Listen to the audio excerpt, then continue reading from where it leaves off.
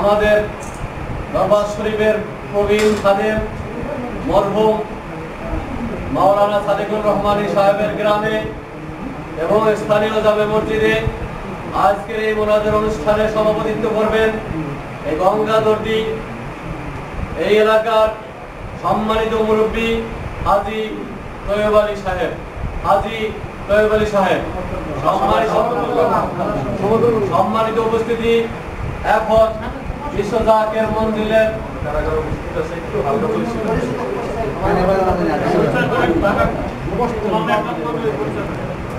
এখানে আজকের এই অনুষ্ঠানে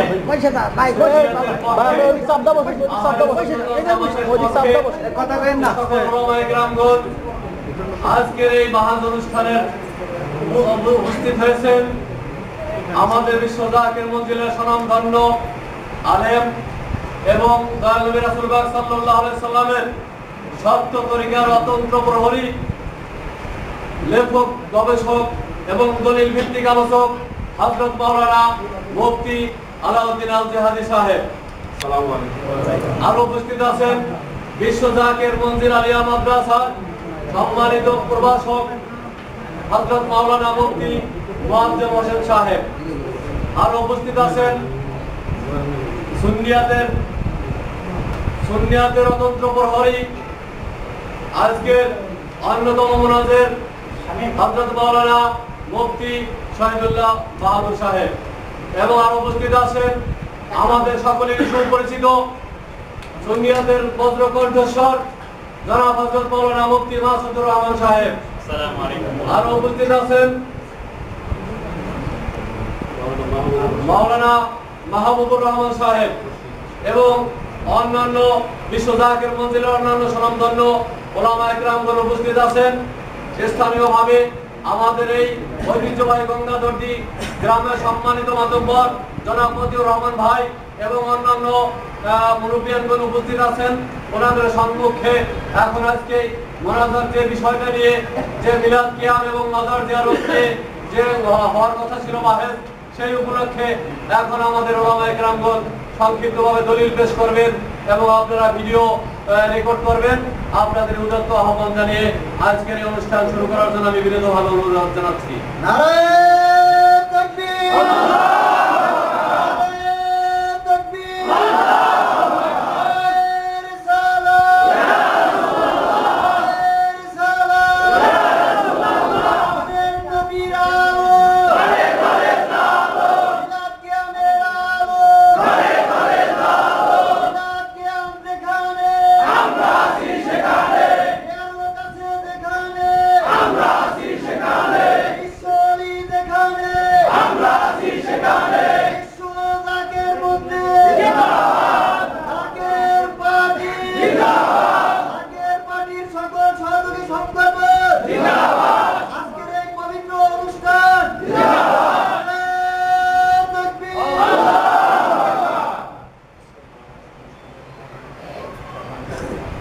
মোবাইল সাইলেন্ট করুন। আজকের এই অনুষ্ঠানের প্রধান অতিথি ভাঙ্গা উপজেলা জাকের পার্টির সম্মানিত সভাপতি জনাব রওশন আলী ভূঁইয়া এবং বিশেষ অতিথি হিসেবে আছেন ভাঙ্গা উপজেলা জাকের পার্টির সংগ্রামী সাধারণ সম্পাদক জনাব আলমগীর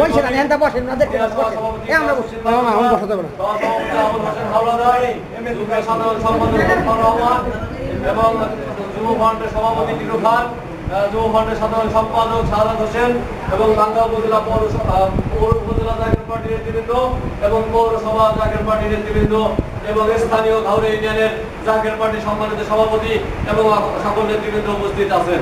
ধন্যবাদ সকলকে।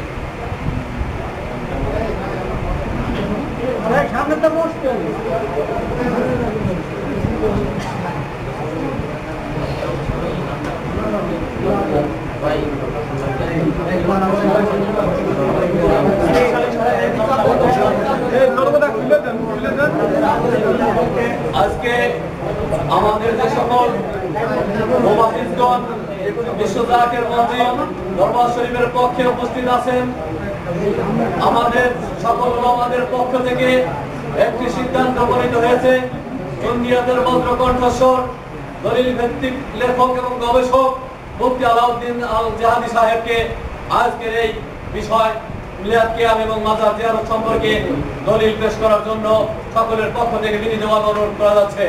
নারায়ে তাকবীর, নারায়ে রিসালাত, বিশ্বরি খাজা ফরিদপুরি, আহলে সুন্নাত ওয়াল জামাত, জাকের পার্টি, নারায়ে তাকবীর। আসসালামু আলাইকুম ওয়া রাহমাতুল্লাহি ওয়া বারাকাতুহু।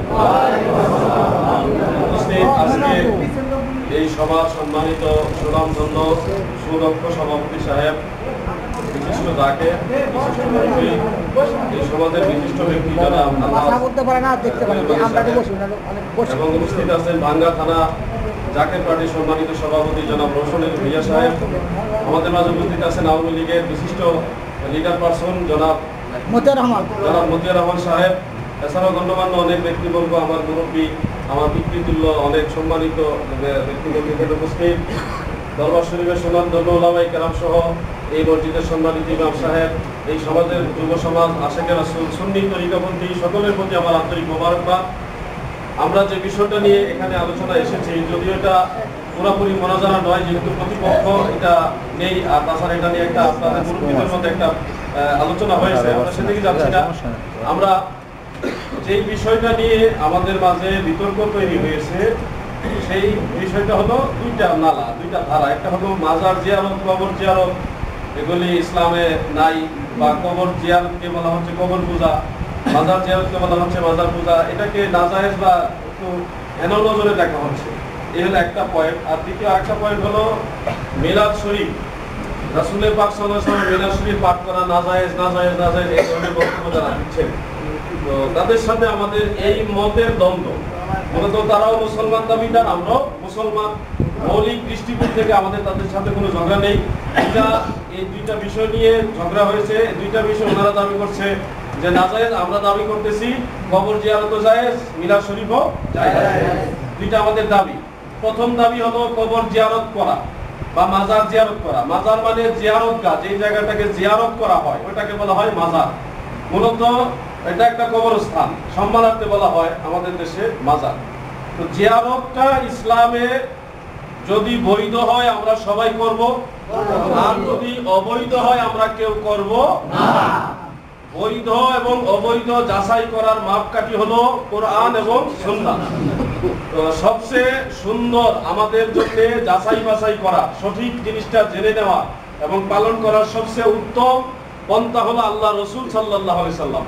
পবিত্র কোরআনে আল্লাহ তাআলা বলেছেন, লাকাদ কানা লাকুম ফি রাসূলিল্লাহি উসওয়াতুন হাসানা, তোমাদের জন্য রয়েছে সর্বোত্তম আদর্শ রাসূলের পাক সাল্লাল্লাহু আলাইহি সাল্লামের আদর্শ।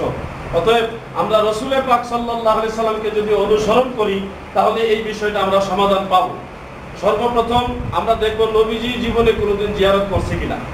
যদি আল্লাহর নবী জিয়ারত করে থাকে তাহলে এটা জায়েজ হবে, আর যদি রাসূলের পাক সাল্লাল্লাহু আলাইহি সাল্লাম জিয়ারত না করে থাকে জায়েজ হবে না, একটা পয়েন্ট।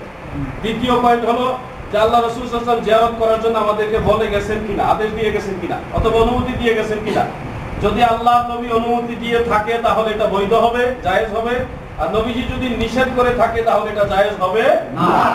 এই দুইটা পয়েন্টকে সামনে রেখে আমি আপনাদেরকে সিহাসিদ্দার 6টি কিতাব আছে, এখানে তো অনেক আমরা কিতাব সব আনিনি, যেহেতু আনুষ্ঠানিকভাবে সবকিছু হওয়ার কথা ছিল, হয়নি। এখানে আমরা বুখারী এবং মুসলিম সিহাসিদ্দার কিতাবের মধ্যে দুইটা কিতাব সবচেয়ে বেশি নির্ভরযোগ্য, বুখারী এবং মুসলিম। সেই সহিহ মুসলিম শরীফের একটা হাদিস আপনাদের শুরু কিতাবগুলি দেখাই, কারণ এখানে এবারত বোঝার মতো লোক যদি থাকতো তাহলে আমরা অবশ্যই বুঝাই দিতাম। এটা হলো সিহাসিদ্দার কিতাব, এই যে মুসলিম শরীফ, এটার মধ্যে হাদিসটা সহিহ সনদ উল্লেখ। বুখারী মুসলিমের কোনো জয়ীফ হাদিস না। আপনারা কিতাবের ভিতরে এবারতগুলি দেখতে পারেন, এটা বাংলা কিতাব না এবং বাংলা কোনো জাত গোষ্ঠী ওটার মধ্যে নাই। সহিহ হাদিস যেটা সিহাসিদ্দার আরেকটা কিতাব, ওটার নাম আবু দাউদ শরীফ। আপনারা অনেকে নাম শুনেছেন, সুশিক্ষিত সমাজ এখন কেউ আগের মতো এত অজ্ঞ না, অনেকেই জানেন কিতাব সম্পর্কে। আবু দাউদ শরীফের দেওবন্দি নুসখার যে 461 পৃষ্ঠা, সেখানে এখানে আছে কিতাবটা, সেখানে উল্লেখ, আল্লাহ রাসূল বলতেছেন, নাহাইতুকুম আন জিয়ারাতিল কুবুরি ফাজুরুহা ফাইন্নাহা তুযাক্কিরুল মাউত। বাংলা অর্থ হলো, আল্লাহ রাসূল বলেন, আমি ইতিপূর্বে তোমাদেরকে কবর জিয়ারত নিষেধ করেছিলাম, এখন তোমাদেরকে আদেশ দিলাম তোমরা কবর জিয়ারত করো। এখন নবীজির আদেশ মোতাবেক জিয়ারত করা জায়েজ হয় না নাজায়েজ হয়? এটা রাসূলের হাদিস তো শুধু হাদিস না, রাসূলের আদেশ। আমরা নবীর আদেশ মানাতে যদি না যায় হয়, যারা নবীর আদেশ মানে না তারা কি হয়? এই হলো একটা পয়েন্ট। দ্বিতীয়, আমরা আলোচনা যেতে পারি যে মাজারে সেজদা দেওয়া হারাম। আমরা কেউ মাজারে সেজদা দেওয়ার পক্ষে না। আমরা দল মত নির্বিশেষে সবাই একমত, মাজারে নয় শুধু আল্লাহ ছাড়া আর কাউকে সেজদা দেওয়া জায়েজ না। এটা হুজুর কেবলা যেন নসিহত শরীফে স্পষ্ট হয়ে গেছে, এটা হারাম, কাউকে সেজদা দেওয়া যায় না। হ্যাঁ, এখানে আরেকটা হাদিস আমি আপনাদের বলি।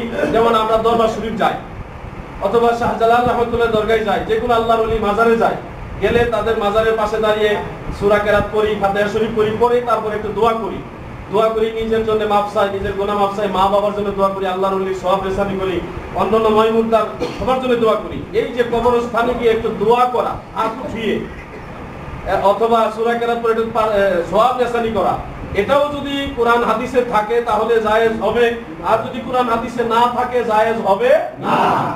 আমরা দেখি সিহাসিবটার এই যে সহিহ মুসলিম শরীফ, যেটা একটু আগে আপনাদেরকে দেখাইলাম, মুসলিম শরীফের মধ্যে 974 নম্বর হাদিস, যেটা সামালা সার্চ করলে পাওয়া যায়, 974 নম্বর হাদিস, এবং আরো বহু কিতাবে হাদিসটা আছে।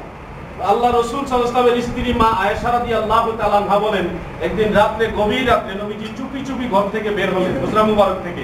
আমিও নবীজির পিছনে বের হলাম। ফা খালাআন আলাইহি, অতঃপর নবীজি কদম মুবারক থেকে জুতা মুবারক খুললেন, খালি পায়ে হাঁটতে হাঁটতে হাত্তা জা ইলাল বাকি, কবরস্থানে জান্নাত। হাজী সাহেব জানেন, এখানে যারা হাজী সাহেব আছেন, জান্নাতুল বাকি একটা কবরস্থান সৌদি আরবে আছে না? আছে। আল্লাহর নবী ঘর থেকে বের হয়ে জান্নাতুল বাকি কবরস্থানের কিনারে গেলেন। মা আয়েশা রাদিয়াল্লাহু আনহা নবীর স্ত্রী বলতেছেন, রাফা ইয়াদাইহি সালাসা মাররাতিন, আল্লাহর নবী 3 বার করে হাত উঠায়া জান্নাতুল বাকি কবরস্থানের কিনারে দোয়া করছে। সুবহানাল্লাহ। এখন আপনাদের যারা বিচক্ষণ ব্যক্তি, আপনাদের কাছে বিচার রইল, যেই কাজটা অর্থাৎ কবরের কাছে যাইয়া জিয়ারতের সময় হাত উঠায় দোয়া করা, এই কাজটা আল্লাহর নবী করেছে। এখন আপনারাই সিদ্ধান্ত নেবেন, দ্বীনের নবী যেই জিনিসটা করেছে সেটা আমাদের জন্য জায়েজ হয় না নাজায়েজ হয়? এরপরে আসেন, আমরা অনেক সময় মাজারের কাছে একটু বসে একটু দোয়া দরুদ করি, যেমন দরবার শরীফ করি, আদবের সাথে একটু বসি, দোয়া দরুদ করে আমরা এই বিভিন্ন কান্নাকাটি করি, আল্লাহর কাছে প্রার্থনা করি। এই জিনিসটা পেলাম কোথায়? এটা কোরআন হাদিসে আছে কিনা? শুনেন, পীরের কাছে কেউ চায় না, চায় আল্লাহর কাছে। পীর হলো ওসিলা, পীরের কাছে দোয়া চাওয়া হয়, নালিশ পেশ করা হয় যে হুজুর এই মহামুসিবতে পড়ে গেছি, আপনি আল্লাহর কাছে একটু সুপারিশ করেন। এই সুপারিশটা ওসিলা, ইসলামে ওসিলাকে অস্বীকার করা হয়নি। যেমন সিহাসিবটার যিনি একেবারে সবচেয়ে নির্ভরযোগ্য ইমাম 6 কিতাবের, তিনি হলেন ইমাম বুখারী রাহমাতুল্লাহ আলাইহি। ইমাম বুখারীরও আগের আরেকজন ইমাম, ওনার নাম হলো ইমাম দারিমি রাহমাতুল্লাহ আলাইহি। এটা ইমাম বুখারীর সহিহ কিতাব লেখার আগে লেখা হয়েছে দারিমি শরীফ। মেশকাত শরীফটা, এই মেশকাত শরীফটা আছে না? মেশকাত শরীফ, এটার মধ্যে হাদিসটা উল্লেখ আছে, আল্লাহ রাসূল সাল্লাল্লাহু আলাইহি ওয়াসাল্লামের শরীয়তে পর্দা নেওয়ার পরে, না এটা মুসলিম শরীফ, শরীয়তে পর্দা নেওয়ার পরে আল্লাহর নবী রাসূল পাক সাল্লাল্লাহু আলাইহি ওয়াসাল্লাম শরীয়তে পর্দা নেওয়ার পরে হযরত ওমর রাদিয়াল্লাহু আনহু খেলাফতের আমলে অনাবৃষ্টি দেখা দিল, বৃষ্টি নাই, অভাব, চতুর্দিকে ফল ফসলাতে হয় না।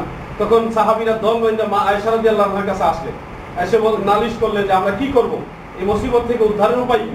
তখন মা আয়েশা রাদিয়াল্লাহু আনহা বললেন, তোমরা সবাই নবীজি রওজা মুবারকে যাও, যাইয়া রওজা মুবারকের উপরে যে ছাদ আছে, এটা তো বিল্ডিং এর ছাদ না, খেজুর পাতার ছাউনি, সেই ছাদটা তোমরা সরাইয়া দাও, যেন আসমান এবং নবীজি রওজা মুবারকের মাঝে কোনো পার্থক্য না থাকে।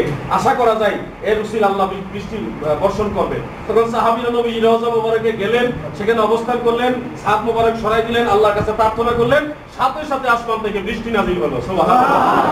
এই যে ঘটনা সাহাবীদের আমল থেকে আমরা দেখতেছি, মুসিবতে পড়লে মাজারে যাওয়াটা এটা কোনো অন্যায় কাজ না। আর যদি বলেন যে এটা অন্যায় কাজ, তাহলে সাহাবীরা কি অন্যায় কাজ করেছেন? না।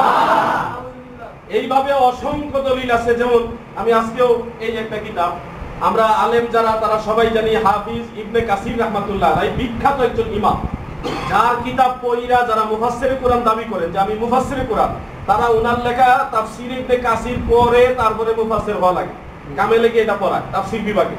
সেই ইবনে কাসির রাহমাতুল্লাহ আলাইহির লেখা এই কিতাবটা, এটার নাম হলো জামিউল মাসানিদ ওয়াস সুনান। বিখ্যাত, অনেক বড় কিতাব, এটা অনেক বড়, এই যে এতটুকু চাপা কিতাব, সবগুলা খণ্ড মিলাইয়া এটার মধ্যে হাদিসটা স্পষ্ট উল্লেখ রয়েছে, যেটা মুস্তাদরাকে হাকিমে ইমাম বুখারীর উস্তাদ ইমাম আহমদ রাহমাতুল্লাহ আলাইহি হাদিসখানা বর্ণনা করেছেন, ইমাম যাহাবী, ইমাম হাকিম সবাই এটাকে সহিহ বলেছেন, সহিহ হাদিস।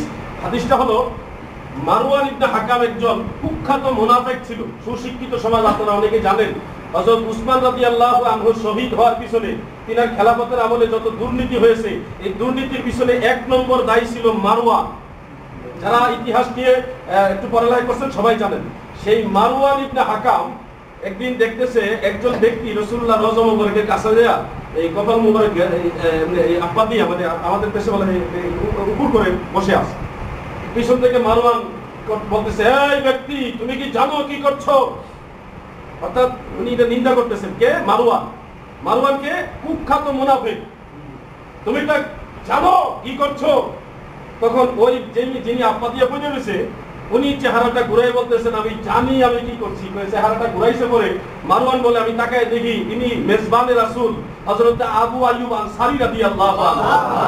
অর্থাৎ নবীজি মদিনায় যাওয়ার পরে, হিজরত করে মদিনায় ঢোকার পরে যার ঘরের মেহমান হয়েছিলেন সেই মেজবানে রাসূল আবু আইয়ুব আনসারী রাদিয়াল্লাহু আনহু বলতেছেন, আমি জানি এবং আমি কোনো পাথরের কাছে আসিনি, আমি আল্লাহর রাসূলের কাছে এসেছি। সুবহানাল্লাহ। এখানে দুইটা পয়েন্ট, সাহাবিয়া আবু আইয়ুব আনসারী, আরেকটা হলো মারওয়ান ইবনে হাকাম কুখ্যাত মুনাফিক।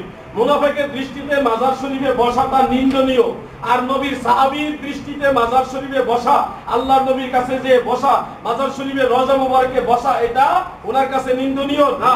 এই ক্ষেত্রে আমরা কি মুনাফিকের দৃষ্টিটা গ্রহণ করব না সাহাবীর দৃষ্টি গ্রহণ করব?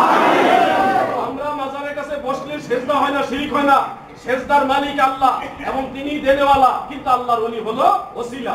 এজন্য আমাদের বক্তব্য, মাজারে খালি পায়ে যাওয়া এটা রাসূলের সুন্নাত। কারণ জান্নাতুল বাকি কবরস্থানে যখন নবীজি গেলেন তখন জুতা মুবারক খুলে খালি পায়ে গেছেন। এবং বুখারী শরীফের সরা উমদাতুল কারি, বিখ্যাত হাদিসের সরা, বুখারী শরীফের সর্ববৃহৎ সরা, নির্ভরযোগ্য সরা, সেটার মধ্যে উল্লেখ যে কবর জিয়ারতের সময় খালি পায়ে যাওয়াটা হলো মুস্তাহাব। এখন আপনারা বলেন জুতা পাইতে গেলে কবিরা গুনাহ হবে না, কিন্তু খালি পায়ে যাওয়াটা হলো মুস্তাহাব। আপনারা বলেন মুস্তাহাব হলো সওয়াবের কাজ, এটা করলে নেকি হবে এবং এটা আল্লাহ রাসূলের আদর্শের সাথে মিলে। আপনারা বলেন সেই জুতা খুলে খালি পায়ে যাওয়াটা নবীর আদর্শের সাথে মিল রাখাটা কি আমাদের অপরাধ? না। এটাকে আমাদেরকে নিন্দা করা হচ্ছে, বেদাত আর শিরকের ভয় দেখানো হচ্ছে, নাজায়েজ বলা হচ্ছে। কেন? আমরা যদি কোরআন হাদিস থেকে দেখাইতে পারি বা কোরআন সুন্নাহর মধ্যে থাকে যে আমরা যা করছি তা আছে, তাহলে আমাদের মানতে অসুবিধা কোথায়? এর মানেন আর না মানেন, কিন্তু আমাদের বিরুদ্ধে আঙ্গুল উঠান কেন? শর্টকাট আমি ছেড়ে দিচ্ছি, কারণ দুপুরবেলা অনেকে ক্লান্ত পরিশ্রান্ত। এগুলি নিয়ে ঘন্টার পর ঘন্টা কিতাব দেখাইলে আমার একটু ক্লান্তি আসবে না। এগুলো আমার কাজ, কোরআন হাদিস নিয়ে গবেষণা করা। আমার সাথে যারা উপস্থিত তারা দেশের, যদি বয়স আপনাদের মনে হচ্ছে অল্প বয়স, মুফতি মুআজ্জম সাহেব আমাদের মধ্যে মুরব্বী, এনারা কিন্তু অনেকগুলি কিতাবের রাইটার, অনেকগুলি উনি কিতাব লিখছে, উনি কিতাব লিখছে, এখানে অনেকেই বহু সংখ্যক কিতাব লেখনেওয়ালা এবং যাদের করে লক্ষ লক্ষ লক্ষ লক্ষ টাকার কিতাব আছে। এরা বাজাইরা বলবি না যে হঠাৎ করে আসা নাজায়েজ ফতোয়া দিয়ে দিবে। তা আমি আপনার তাদের সামনে নিয়ে তাদের অনুমতি নিয়ে কথা বলছি। এক কথায় জিয়ারতের বিষয়ে আমরা সিদ্ধান্ত নিলাম, জিয়ারত করা রাসূলের সুন্নাত। জিয়ারতের সময়, কবর জিয়ারতের সময় বা মাজার জিয়ারতের সময় হাত উঠায় দোয়া করা রাসূলের সুন্নাত। জিয়ারতের সময় খালি পায়ে যাওয়া মুস্তাহাব পথের রাসূলের সুন্নাত। এক কথায় প্রত্যেকটা আমল আমরা আত্মশীওয়ালারা, যাকে আমরা অন্যান্য তরিকাপন্থীরা যারাই করছেন, এগুলি কোরআন হাদিসের সাথে সঙ্গতিপূর্ণ। মিলাদ শরীফের বিষয়টা সর্বপ্রথম জি বলে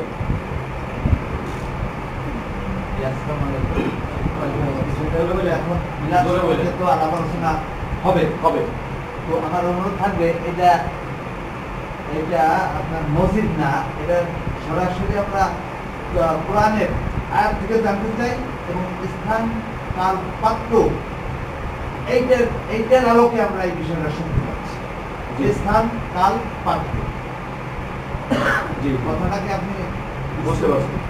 স্থান কাল পাত্র বিষয়। জি, স্থান কাল, আমাদের এই এলাকা, এই জমানা, এই কাল, আর এই জায়গাটা স্থান কাল পাত্র, এই জায়গাটা, এই সময়টা এবং বিশেষ এই দেশের প্রেক্ষাপট অনুযায়ী আমরা শুনতে চাচ্ছি। আমি আগেও বলেছি এবং কোরআন কেতাব দলিলের মাধ্যমে আমরা কোনো নজির শুনতে চাচ্ছি না। জি না, তারপরে যদি আসুক, কিন্তু আপনার মেন আমাদের উদ্দেশ্য হলো কোরআন কিতাবের বলার জন্য আমরা অনুরোধ। ধন্যবাদ। আওয়ামী লীগের বিশিষ্ট লিডার পার্সন তিনার রিকোয়েস্টের জন্য ওনাকে ধন্যবাদ জানাই। আমি যদিও মিলাদের আলোচনা শুরু করিনি, এখনো শুরু করার পথে ছিলাম, ওনার পরামর্শটা আমার জন্য সহায়ক হবে। কবর জিয়ারতের বিষয়টা আমি কোনো দৃষ্টান্ত দেইনি, যতগুলি দিয়েছি সরাসরি রাসূলের সহিহ হাদিস, একটা কোনো উদাহরণ দেই যে এমনি এই উদাহরণে যায়, সরাসরি রাসূলের আদর্শকে আপনাদের সামনে তুলে ধরেছি। ঠিক তেমনি ভাবে মিলাদের বিষয়টা আমি ওইভাবে তুলে ধরতেছি। হ্যাঁ, আমরা যারা আজকে আমাদের মাঝে যারা মিলাদ করে না, তাদেরকে আমরা প্রতিপক্ষ মনে করি না। কেন মনে করি না জানেন? আমরা মনে করি তারা জানে না। তাদেরকে আঙ্গুল দিয়ে দেখাই দিতে হবে, বাবা তুমি যেটা নাজায়েজ মনে করছো এটা নাজায়েজ না, এটা জায়েজ, এই দেখো কিতাব। প্রতিপক্ষ মনে করি না। প্রতিপক্ষ হলে, যদি প্রতিপক্ষ হইতে হয় তাকে ওই বড় মুস্তাহিদ হওয়া লাগবে। মুস্তাহিদ মানে সর্বনিম্ন তাকে 3 লক্ষ হাদিস মুখস্থ জানা লাগবে।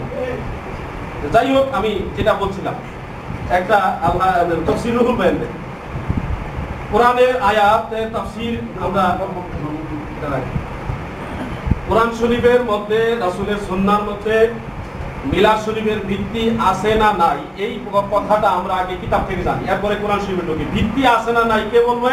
আগের যুগের ইমামরা যারা কোরআনের উপরে স্পেশালিস্ট ছিলেন, হাদিসের উপরে স্পেশালিস্ট ছিলেন, এমন 2 জন ইমামের নাম বলি যাদের কিতাব পড়ে, আলিয়া বলেন আর কওমি বলেন, সবাই ওনাদের কিতাব পড়ে আলেম হয়েছে। 2 জন ইমাম, আপনারা 2 জন ইমামের নাম মনে রাখবেন, দয়া করে কষ্ট করে হলো এই 2টা নাম আপনারা মনে রাখবেন। যারা আজকে মিলাদ পড়ে না তাদের মর্যাদা, তাদের ইলমিয়াতের অবস্থা, আর যাদের 2 জনের নাম বলবো তাদের মর্যাদা এবং ইলমিয়াতের অবস্থা 2টা তুলনা দিবে। যেমন একজনের নাম হাফিজ ইবনু হাজার আসকালানি, পুরাটা মনে না থাকলেও আসকালানি মনে থাকবে তো আপনাদের? থাকবে। আসকালানি রাহমাতুল্লাহ আলাইহি, যিনি বুখারী শরীফের শরহ লিখেছেন, বিখ্যাত হাদিস বিশারদ, যিনি 1 লক্ষ হাদিস সনদ সহকারে মুখস্থ জানতো, বুখারী শরীফের শরহ ফাতহুল বারী লিখেছেন। তিনার একটা বক্তব্য, এবং যে বক্তব্যটা আরেকজন ইমাম বিশ্ববিখ্যাত, উনি 2 লক্ষ হাদিসের সনদ মুখস্থ জানতো, ইমাম জালালউদ্দিন সুয়ুতী রাহমাতুল্লাহ আলাইহি। আলিয়াতে কামেল পাস করেন, আর কওমিতে আপনার দাওরায়ে হাদিস বলেন, যাই বলেন আপনারা ওনার কিতাব পড়ে তারপরে আলেম হওয়া লাগবে। ইমাম জালালউদ্দিন সুয়ুতী রাহমাতুল্লাহ আলাইহি, এই 2 জন ইমাম রাখেন। 2 জন ইমাম কুরআন সুন্নাহর মধ্যে মিলাদের ভিত্তি আছে কিনা এটা স্পষ্ট এখানে ওনাদের লেখা এই কিতাবটা, আমরা কোরআনে ঢুকছি এটা দেখাইয়া যে ভিত্তিটা যা আছে এটা শুধু আমাদেরই অভিমত না, আগের যুগের ইমামরাও স্বীকৃতি দিয়ে গেছে কোরআন হাদিসের মধ্যে ভিত্তি আছে। সেই ভিত্তিটা দেখাইয়া তারপর আমি কোরআন শরীফ আয়াত আপনাদের দেখাচ্ছি। এই কিতাবটার নাম তাফসীরে রুহুল বায়ান, কোরআনের তাফসীর। এটা আত্মশীল বানানো না, এটা কোনো পীর সাহেবের বানানো না, এটা যিনি লিখেছেন আল্লামা ইসমাইল হাক্কি রাহমাতুল্লাহ আলাইহি, তিনি কাবা ঘরের মক্কার হেরেম শরীফের ইমাম ছিলেন। আল্লামা ইসমাইল হাক্কি রাহমাতুল্লাহ এই কিতাবটার 9ম খণ্ড, সেখানে তিনি, আপনারা যদি কেউ দেখতেছেন আমি এবারও দেখাতে প্রস্তুত আছি, তিনি একটা ইবারত আনছে, ওয়াকাদ ইস্তিখরাজ লাহুল হাফিজু ইবনু হাজার আসলান মিনাস সুন্নাহ ওয়া কাযা হাফিজু সুয়ুতি, অর্থাৎ হাফিজ ইবনু হাজার আসকালানি তিনি এবং ইমাম জালালউদ্দিন সুয়ুতি দ্বারা 2 জনে রাসূলের সুন্নাহ থেকে মিলাদ শরীফের ভিত্তি বের করে প্রমাণ করেছেন এটা ভিত্তিহীন নয়, এটা সুন্নাহ দ্বারা প্রমাণিত। এবার আমরা দেখি কোরআনের মধ্যে সুন্নাহর মধ্যে কোন জায়গায় মিলাদের কথা আছে। এবার আমি একটা হাদিস দেখাই, তিরমিজি শরীফ। কারেন্ট চলে গেছে। একটু ভাবে করেন, বেশি সময় বিরক্ত করব না। এই তিরমিজি শরীফ এটা সিহাসিতার কিতাব, সিহাসিতার কিতাব। সিহাসিতার 6টা কিতাব, বুখারী শরীফ, মুসলিম শরীফ, তিরমিজি শরীফ, আবু দাউদ শরীফ, নাসাই শরীফ, ইবনে মাজাহ শরীফ, এই 6টাকে বলা হয় সিহাসিতা। 6 কিতাবের অন্যতম হলো এটা তিরমিজি, এটা 202 পৃষ্ঠা, আবার কোন কোন সাফা 203 পৃষ্ঠা, মানে 1 পৃষ্ঠা এদিক সেদিক হয়। 202 পৃষ্ঠার মধ্যে স্পষ্ট লেখা আছে, আপনারা যারা দেখতেছেন আমি দেখাইতে প্রস্তুত আছি, সেখানে একটা অধ্যায় লেখা হয়েছে বাবু মা জা ফি মিলাদিন নবী সাল্লাল্লাহু আলাইহি ওয়াসাল্লাম, অর্থাৎ সিহাসিতার কিতাবের মধ্যে মিলাদের কথা আছে, ওনারা খুঁজে পায় না। বাইহাকির দালাইলুন নবুয়ত সহ 14টা বাব, মানে 14টা অধ্যায়। আপনারা সুশিক্ষিত সমাজ, সবাই জানেন একটা অধ্যায়ের মধ্যে একাধিক হাদিস থাকে, একটা অধ্যায়ের মধ্যে একাধিক হাদিস থাকে। তো 14টা যদি অধ্যায় থাকে, হাদিস কয়টা আছে একটু চিন্তা করে দেখেন। যদি মিলাদের নামে 14টা অধ্যায় থাকে তাহলে হাদিস কয়টা আছে? এখন আপনাদেরকে বুঝাই মিলাদ জিনিসটা কি, আগে ওটার মধ্যে জানতে হবে। মিলাদ শরীফের আমরা পারিপার্শ্বিক বর্তমান প্রেক্ষাপট অনুযায়ী যে সংজ্ঞাটা দিব, মিলাদ শরীফটা হলো রাসূলের পাক সাল্লাল্লাহু আলাইহি সাল্লামের জন্মকালীন যে অলৌকিক ঘটনাগুলি, রাসূল সাল্লাল্লাহু আলাইহি সাল্লাম জন্ম হয়েছে সেই ঘটনাগুলি কোরআন হাদিসের আলোকে আলোচনা করা, আলোচনার এক মুহূর্তে নবী পাকের মহব্বতের জুসে দাঁড়ায়া রাসূলকে সালাম দেওয়া। এই বিষয়টাকে আমাদের দেশে উরফি মানা প্রচলিত ভাষায় বলা হয় মিলাদ শরীফ। আমরা তো এটাই বুঝি মিলাদ শরীফ, তাই না? এখন একটা বিষয় হলো রাসূল এই মিলাদ শরীফের মধ্যে মৌলিক দুইটা বিষয়।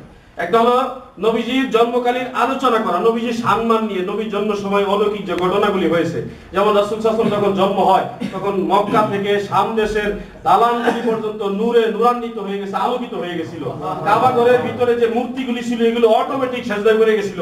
একেবারে অনেক অলৌকিক ঘটনা আছে। রাসূল পাক সাল্লাল্লাহু আলাইহি ওয়াসাল্লামের জন্মের সময় নবীজি, আমরা যেমন উলঙ্গ আসি, কাপড় পরে না, লেংটা আসে, নবী পাক সাল্লাল্লাহু আলাইহি ওয়াসাল্লামের জন্ম হয়েছে কাপড় পয়লা। সুবহানাল্লাহ, জান্নাতি কাপড় পরে নবীজি। আমাদের মুসলমানি করা লাগছে খতনা, কিন্তু আল্লাহর নবী বলেন আমি খতনা করা অবস্থায় দুনিয়াতে আসছি, ওয়ালাম ইউরা আহাদিন সাওয়াতি, আমার লজ্জাস্থান দুনিয়ায় কেউ দেখে নাই। সুবহানাল্লাহ, জন্মের পরে কেউ কথা বলতে পারিনি। 1 বছর, 1.5 বছর, কারো 2 বছর, কিন্তু আরো বেশিও সময় লাগে অনেকের। কিন্তু আল্লাহর নবীর মা আমেনা বলেন, সহিহ রিওয়ায়াত, এটা খাসাইসুল কুবরার মধ্যে আছে, যে আল্লাহর নবী যখন দুনিয়াতে আসলেন আমি দেখলাম নবীজি সেজদায় গেলেন, ফারাফা রাসাহু মিনাল আরদে, জমিন থেকে নবীজি মাথা উত্তোলন করলেন এবং আসমানের দিকে তাকাইলেন, ডাইন হাতের শাহাদাত আঙ্গুল আসমানের দিকে ইশারা করে ইল্লাল্লাহু ওয়াহদাহু লা শারীকা লাহু ওয়া আশহাদু আন্নী মুহাম্মাদুর রাসূলুল্লাহ। সুবহানাল্লাহ, বিশুদ্ধ ভাষায় নবীজি এই কলেমা পড়লেন, আর তিনি শেষে বললেন ওয়া আশহাদু, আমি সাক্ষী দিচ্ছি নিশ্চয় আমি মুহাম্মাদুর রাসূলুল্লাহ। এই যে এরকম হাজার ঘটনা আছে, যে কথাগুলি কোরআন হাদিসের মধ্যে ডাইরেক্ট ইনডিরেক্ট বহু ব্যাখ্যা আছে। নবী পাক যখন এই ঘটনাগুলি বর্ণনা করা হলো মিলাদ, আর এই ঘটনা বর্ণনা করার এক পর্যায়ে দাঁড়ায় সালাতু সালাম দেওয়া, নবীজিকে দাঁড়ায় নবীজিকে সালাম দেওয়া, এটাকে বলা হয় কিয়াম। নবীর সম্মানে, কার সম্মানে? নবীর সম্মানে কিয়াম করা।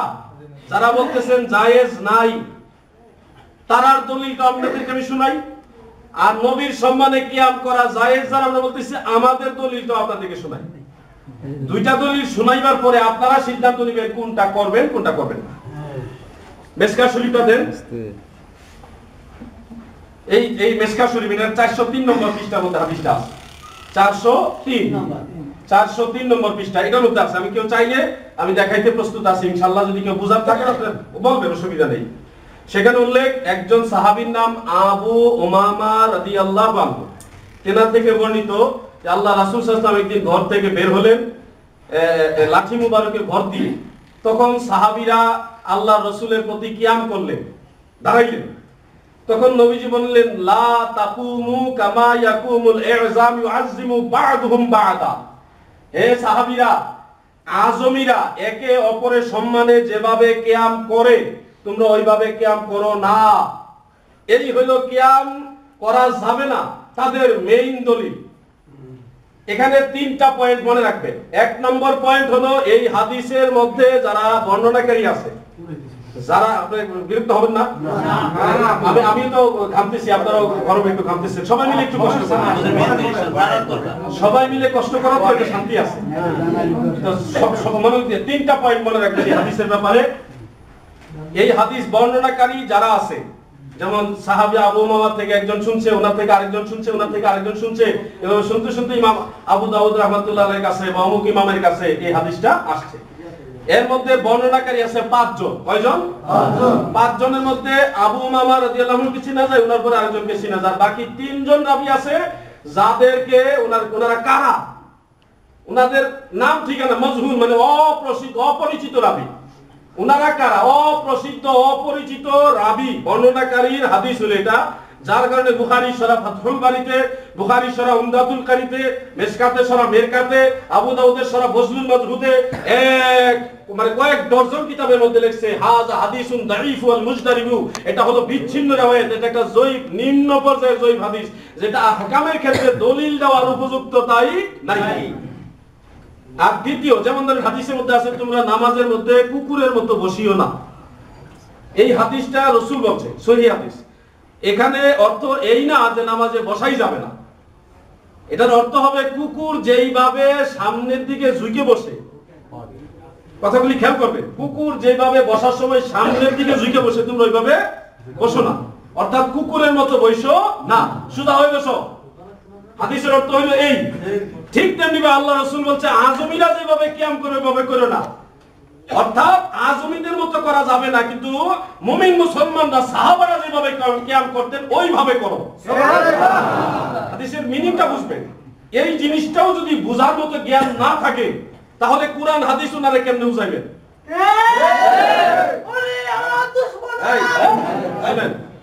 মোহাম্মতের কান দিয়ে শুনেন। এবার দেখি সহিহ হাদিসে, সহিহ হাদিসের মধ্যে রাসূল পাক সাল্লাল্লাহু আলাইহি ওয়াসাল্লামের সম্মানে কিয়ামের কথা আছে কিনা? সহিহ হাদিসে এই যে মিশকাত শরীফ, যেটা এটা না, এটা এটাই মিশকাত শরীফ, এটার ওই একই পৃষ্ঠায় ওই হাদিস, যে হাদিসটা তারা কিয়ামের বিরুদ্ধে বলে, নিচে একটু নিচে হাদিসটা আছে, এই কয়েক লাইন নিচে দেখেন, সেখানে হাদিসটা হলো, আপনারা নাম শুনেছেন হযরত আবু হুরায়রা রাদিয়াল্লাহু আনহু, নাম শুনছেন না আপনারা? বিখ্যাত সাহাবী এবং উনি সবচেয়ে বেশি হাদিস বর্ণনাকারী সাহাবী। তিনি হাদিসটা বর্ণনা করেছেন যে ইয়াজলিসু মা'ানা রাসূলুল্লাহ সাল্লাল্লাহু আলাইহি ওয়াসাল্লাম ওয়া ইউহাদ্দিসুনা, আল্লাহর নবী আমাদেরকে নিয়ে বসতেন মসজিদে নববীতে এবং আমাদের সাথে কথা বলতেন। ফাইজা কামা কুমনা কিয়ামা, যখন নবীজি কোনো কারণে কিয়াম করতেন আমরাও সব সাহাবারা কিয়াম করতাম। সুবহানাল্লাহ। এখন এই হাদিসটা সহিহ, এর মধ্যে কোনো ভেজাল রাবী বর্ণনাকারী নাই, যারা আছে সবাই সুপ্রসিদ্ধ বিশ্বস্ত আইম্মায়ে কেরাম মুহাদ্দিসিনে কেরাম বলেছে হাদিস সহিহ। এখন সহিহ হাদিস থেকে আমরা পাইলাম সাহাবীরা নবীর সম্মানে কিয়াম করছে, আর জয়ীফ পর্যায়ের হাদিস থেকে পেলাম আজমিদের মতো কিয়াম করা যাবে না। এখন এটা তো আজমিদের মতো না করছে, যদি দৈরা নেই যে কিয়াম করতে নিষেধই করছে, এটা হলো জয়ীফ, আর কিয়াম করার পক্ষে হাদিস হলো সহিহ। আপনারা বলেন জয়ীফ হাদিস আমল করা ভালো না সহিহ হাদিস আমল করা ভালো? বুখারী মুসলিমের মধ্যে একটা হাদিস আছে, হযরতে সাদ ইবনে কুরাইজা রাদিয়াল্লাহু আনহু, সাদ রাদিয়াল্লাহু আনহু তিনি বনি কুরাইজা গোত্রের, সাদ ইবনে কি নামটা? সাদ ইবনে মুআজ, নামটা হলো সাদ ইবনে মুআজ। বনি কুরাইজা গোত্রের উনি দলপতি ছিলেন। যেমন আমার দাদু ভাই এই সমাজের মধ্যে একজন গণ্যমান্য ব্যক্তি, যে কোনো একটা সমস্যা হলে যে হাজী সাহেব যদি সমাধান দেয় আমরা মাইনে নিব, এরকম অনেক সময় হয় না? ওই সমাজে বনি কুরাইজার গোত্রের মধ্যে একটা ভেজাল লাগছিল, ঝগড়া লাগছিল। তখন সবাই দাবি করছে যে সাদ ইবনে মুআজ যদি সমাধান দেয় আমরা মানব। তখন সবাইরে নবীজি মসজিদে নববীতে দুই পক্ষে আনছে। আনার পরে সাদ রাদিয়াল্লাহু আনহুকে বললেন তুমি আসো। তখন তিনি গাদার উপরে আরোহণ করে তিনি আসতেছেন। যখন ফালাম্মা দানা মিনাল মসজিদ, মসজিদের কাছাকাছি আসলেন, ফাকালা নবী সাল্লাল্লাহু আলাইহি ওয়াসাল্লাম লিল আনসার, আনসার সাহাবীদেরকে শুধু বললেন। সেখানে আনসার সাহাবীও আছে, মুহাজির সাহাবীও আছে, দুই ধরনের সাহাবী আছে, কিন্তু নবীজির আদেশটা ছিল শুধু আনসার সাহাবীদের উদ্দেশ্যে। ফাকালা নবী সাল্লাল্লাহু আলাইহি ওয়াসাল্লাম লিল আনসার, আনসারদেরকে নবীজি বললেন কুমু ইলা সাইয়্যিদিকুম আও খাইরিকুম আও ইলা খাইরিকুম। এটা বুখারী মুসলিমের হাদিস। বুখারী শরীফ আছে, মুসলিম শরীফের মধ্যে আছে, মিশকাত শরীফে তো আছেই। এখন কথাগুলি খেয়াল করবেন। নবীজি এখানে অনেক এই হাদিসটার ব্যাখ্যা অনেকে করে কয় যে ইনি সাদ রাদিয়াল্লাহু আনহু অসুস্থ ছিল, এজন্য ওনাকে গাদার উপর থেকে নামাইবার জন্য নবীজি কইছে তোমরা দাঁড়াও। আচ্ছা আপনারা বলেন একজন ব্যক্তি, অসুস্থ ব্যক্তিকে নামাইতে কয় হাজার মানুষ লাগে? একজন বা দুইজন, বড় জোরে তিনজন। গাধার উপর থেকে, এত উঁচা প্রাণীও না গাধা। রাসূল সমস্ত আনসার সাহাবীদেরকে বললেন কুমু, তোমরা সবাই দাঁড়াও, ইলা সাইয়্যিদিকুম, তোমাদের সরদারের উদ্দেশ্যে। ওনারা বলতেছে এটা কিয়ামটা তাজিমের সম্মানের জন্য ছিল না, এটা একটা ওই জুরাতালে কি যেন কয় না, একটা সম্পূর্ণ ভিত্তিহীন দাবি। আমি কুষ্টিয়ার এক বাহাসে এই মুনাজারা হয়েছিল, ওখানে প্রতিপক্ষ ছিল মুফতি আপনার আনোয়ার সাহেব, মুফতি আনোয়ার সাহেব, সেখানে মাওলানা আলামী যে হাদিস আমার সাথে ছিল, এই যে উনি ছিল, উনি এই হাদিসটা বলার পরে উনি বলতে সেটা তাজিমের কিয়াম না, এটা সম্মানার্থে কিয়াম না। আমি বললাম আপনার কথা ঠিক না, ইমাম বাইহাকির কথা ঠিক। মেরকাতের মধ্যে মিশকাতের সরা মেরকাত, সেখানে স্পষ্ট উল্লেখ, ইমাম বাইহাকি রাহমাতুল্লাহ বলেন হাযাল কিয়ামু লিল বিররি ওয়াল ইকরাম, এই কিয়ামটা ছিল সৎ উদ্দেশ্য এবং সম্মানার্থে। আমি যখন বললাম যে ইমাম বাইহাকি বলেছে এটা সম্মানের কিয়াম, আপনি বলতেছেন সম্মানের কিয়াম না, আপনারটা ঠিক না ইমাম বাইহাকি ঠিক, তখন উনি আশ্চর্য হয়ে বলতেছে ইমাম বাইহাকিটা বলেছেন নাকি? ভাইয়া আন্দাজের উপরে অনেক সময় অনেকে কথা বলে ফেলে, কিন্তু কোরআন শরীফের মধ্যে নবীজির সম্মানে কিয়ামের ব্যাপারে অনেক ধরনের আয়াত আছে ইশারায়। যেমন আমি একটা আয়াত বলি আপনাদেরকে, সূরা ফাতাহ, সূরা ফাতিহা নয়, সূরা ফাতাহ, সম্ভবত 29 পারার মধ্যে আছে এটা। আল্লাহ তাআলা বলেন বিসমিল্লাহির রহমানির রহিম, লিতুমিনু বিল্লাহি ওয়া রাসূলিহি ওয়া তুআজ্জিরুহু ওয়া তুওয়াক্কিরুহু ওয়া তুসাব্বিহুহু বুকরাতাও ওয়া আসিলা।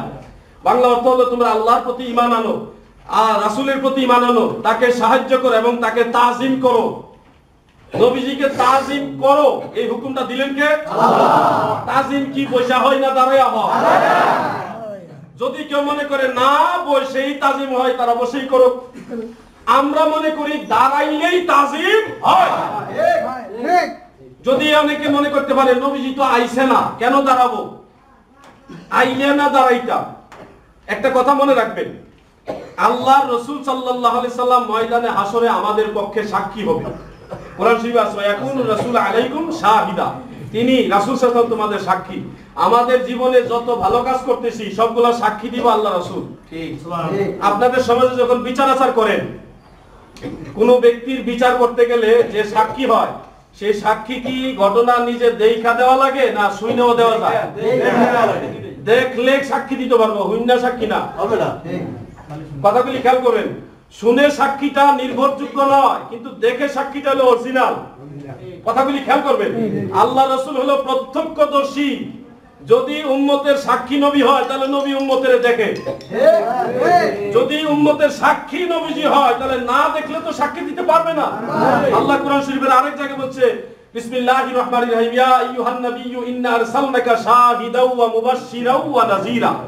ওগো আমার নবী, আমি আপনাকে সাক্ষী এবং সুসংবাদদাতা এবং ভীতি প্রদর্শনকারী হিসেবে প্রেরণ করেছি। তিনটা, একটা হলো সাক্ষী, আরেকটা হলো সুসংবাদদাতা, আরেকটা হলো ভীতি প্রদর্শনকারী। জান্নাতের সুসংবাদদাতা আর জাহান্নামের ভীতি প্রদর্শনকারী। আর শাহিদ, শাহিদ মানে ইন্নাহু আলাইহিস সালাতু ওয়াস সালাম শাহিদুন আলা জামিল খালক, গোটা সৃষ্টি জগতের সাক্ষী হইল মুহাম্মাদুর রাসূলুল্লাহ সাল্লাল্লাহু আলাইহি ওয়াসাল্লাম।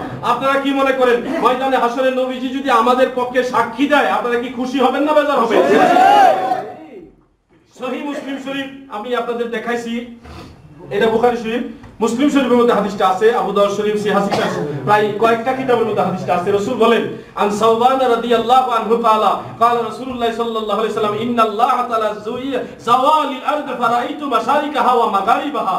হযরত রাসূল পাক সাল্লাল্লাহু আলাইহি ওয়াসাল্লাম বলেন নিশ্চয় আল্লাহ তাআলা গোটা দুনিয়াটাকে আমার সামনে সংকুচিত করে দিয়েছেন, ছোট করে দিয়েছেন, ফলে পৃথিবীর মাশরিক থেকে মাগরিব পর্যন্ত আমি দেখতে পারি।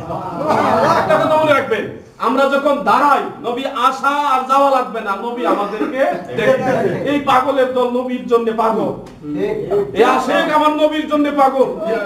বাংলাদেশের মুসলমান যদি আমার নবীরে পাইতো, তারা কলিজা খুইলা হইলে নবীজিকে দিত। আরব দেশের মক্কার ইমাম একদিন বাংলাদেশে আসছিল, আমি মুরব্বীদের জবানে শুনেছি। এয়ারপোর্টে এসে দেখে হাজার হাজার মানুষ দেখুন ভয় পেয়ে গিয়ে বললেন এত মানুষ কেন? তখন ওনার পাশের সফর সঙ্গীরা বললেন হুজুর আপনি মক্কার ইমাম, আপনি নবীর দেশের ইমাম, আপনাকে দেখার জন্য মানুষ আসছে। এই বাংলার মুসলমান আমার নবীকে ভালোবাসে বিদায় দাঁড়ায় সালাম দেয়।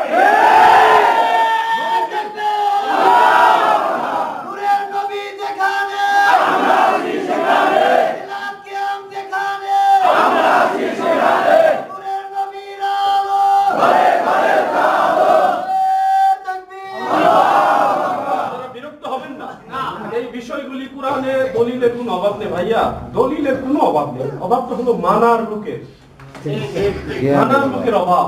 আরে রাসূলকে তাজিম করবা, তুমি দলিল খুঁজো। শুনেন এই কোরআনের আয়াত হাদিস সমস্ত কিছু বিচার বিশ্লেষণ করে যুগের যত বড় বড় ইমাম তারা সবাই একটা চূড়ান্ত সিদ্ধান্ত দিয়েছে। আমি আপনাদেরকে দেখাই, এটা তাফসিরে রুহুল বয়ানের মধ্যে আছে, আরো অনেক তাফসির ফাতওয়ায়ে হাদিসি একটা কিতাব আছে ইবনে হাজার হাইতামি রাহিমাহুল্লাহ তিনা, সেখানে একটা ফতোয়া স্পষ্ট উল্লেখ যে এখানে এই 64 পৃষ্ঠার মধ্যে আপনাদের দেখাইলে আমি চাইলে আমি দেখাতে পারবো, অসুবিধা নেই, এখানে আছে পৃষ্ঠার মধ্যে আছে।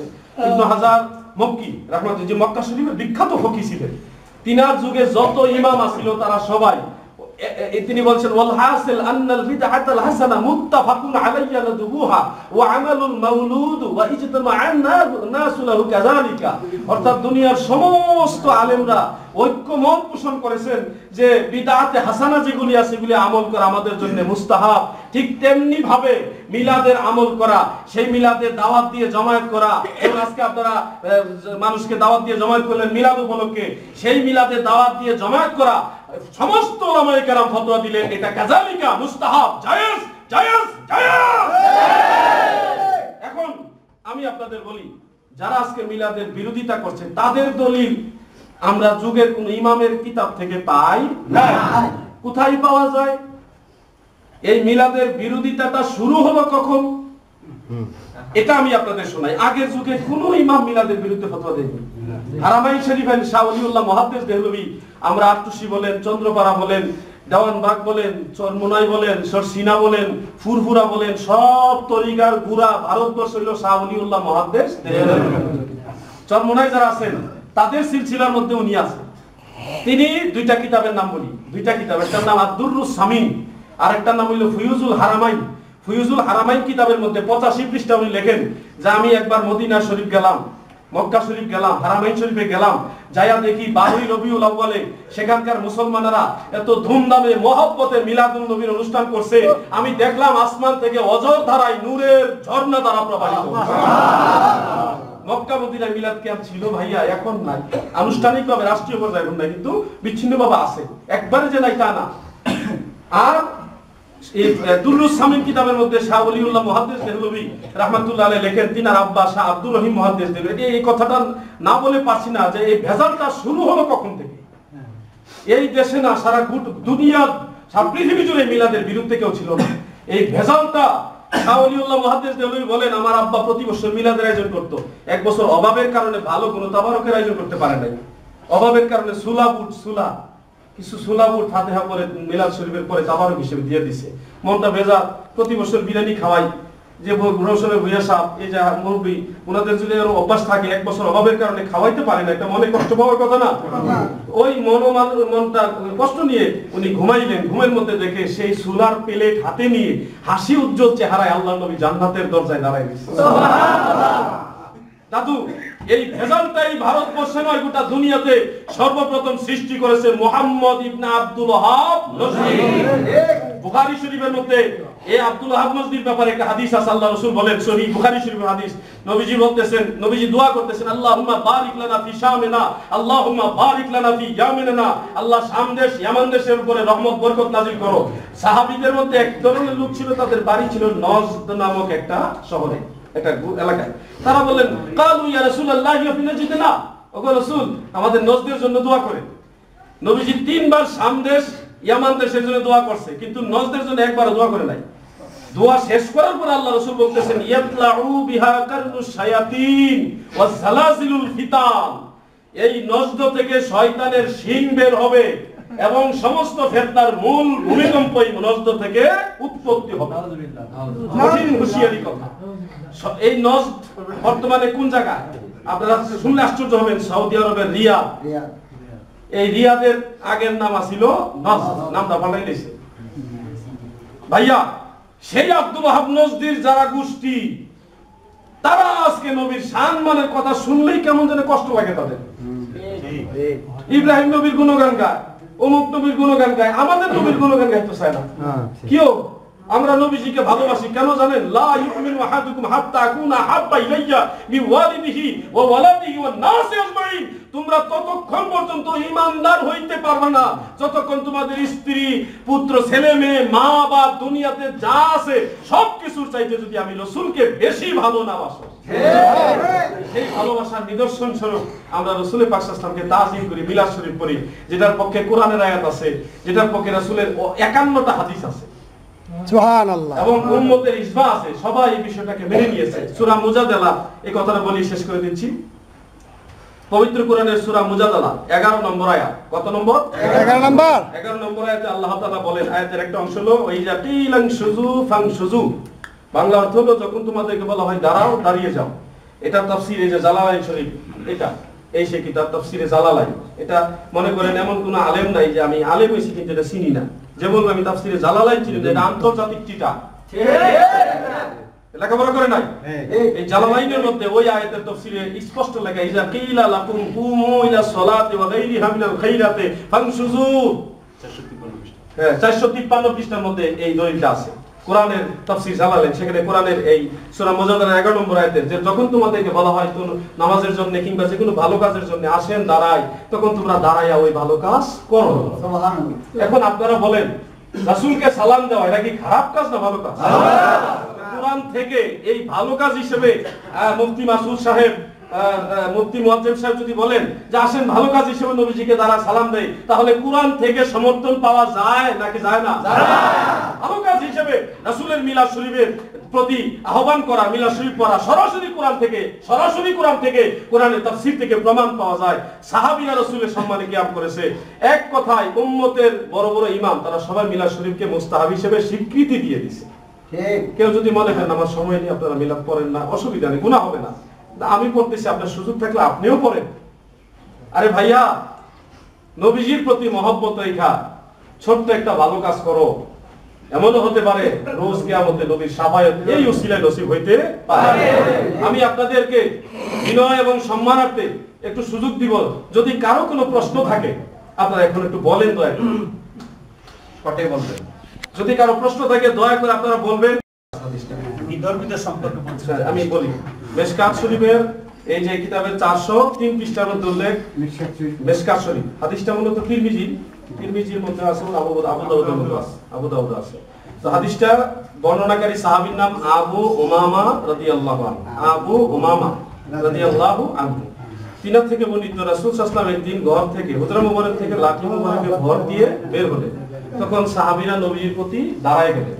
নবীজি তখন বললেন, লা তাকুমু কামা ইয়াকুমুল ই'জাম ইউ'আযিমু বা'দুহু বা'দা। এই যে হাদিসটা আপনি আরবি যদি বুঝতে পারেন তাহলে এখানে হাদিসটা আছে। এটা মনে করেন একটু আলেম ছাড়া বোঝাটা মুশকিল, যেহেতু অরিজিনাল কিতাব। তো রাসূল বললেন, আজমিরা একে অপরে যেভাবে সম্মানে যেভাবে কিয়াম করে ওভাবে কিয়াম করো না। কথাটা এইভাবে ওনারা বলেন, আজমি বলতে ওনারা এই আমরা যেভাবে অর্থ করতেছি এটা বলেন, এটা বলতেছি। অনেক সময় এই মিনিংটা ওনারা এইভাবে করে যে তোমরা দাঁড়ায়ও না, অনেক সময় এইভাবে বলে, কিন্তু হাদিসে কিন্তু এইভাবে বলে নাই। নবী বলছে লা তাকুম, তোমরা দাঁড়ায়ও না, লা তাকুম তোমরা দাঁড়ায়ও না, কামা ইয়াকুম যেমনি ভাবে দাঁড়ায় ই'জাম আজমিরা, ইউআযিমু বা'দুহুম বা'দান তারা একে অপরকে এইভাবে সম্মান করে।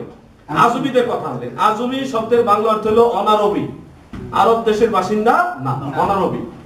অনারবি একটা সম্প্রদায় ছিল ওই আরব জাহানের ভিতরেই। তারা যখন কোনো নেতা বা কেউ আসতো বা তার সম্মান করতো, তখন তারা এইভাবে দাঁড়াইতো নেতার সামনে। হিন্দুরা মূর্তির সামনে যেভাবে দাঁড়ায়, ওই এক শ্রেণীর সাহাবীরা, কিছু সাহাবী তারা নবীজিকে বের হওয়ার পরে আজমিদের মতো এইভাবে দাঁড়ায় গেছিল। তখন নবীজি এই বিষয়টা অপছন্দ করে বললেন, আজমিরা একে অপরের সম্মানে যেভাবে দাঁড়ায় ওভাবে তোমরা দাঁড়ায়ও না। এই হলো হাদিসের মূল মিনিংটা, বুঝবে না। এখন এরপরে আমি তো ব্যাখ্যা দিলাম হাদিসটা সহিহ না, এটা সহিহ হাদিস না এবং হাসান হাদিসও না।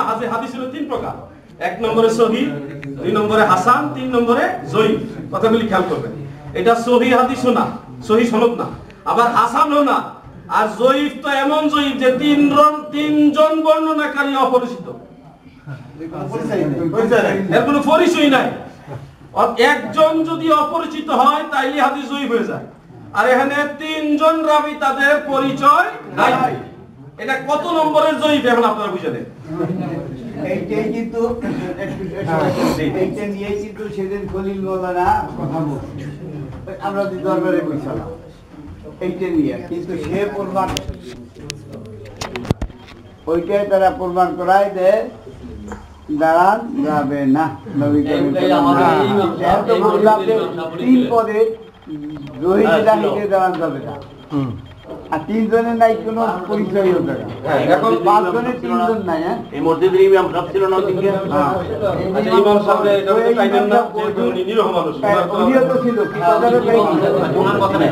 আমরা যেই কথাগুলি বললাম দলিলগুলি দিলাম আপনাদের কাছে, আমরা অফার দিলাম যে আমাদের কথাগুলি কিতাবে আছে কিনা এটা যাচাই করার জন্য ইমাম সাহেব দেখেন, এটা আমরা অফার দিলাম। এই 12 জনের একজন দাদা আমরা এই অফারটা দিলাম, আপনাকে অসন্তুষ্ট হইলেন? না না সন্তুষ্ট দেখান। যদি আপনারা বলেন ইমাম সাহেব যাচাই করুন আমাদের কথাটা আছে কিনা। ওই বুঝেনি, ওই বুঝে 12 জনের একজন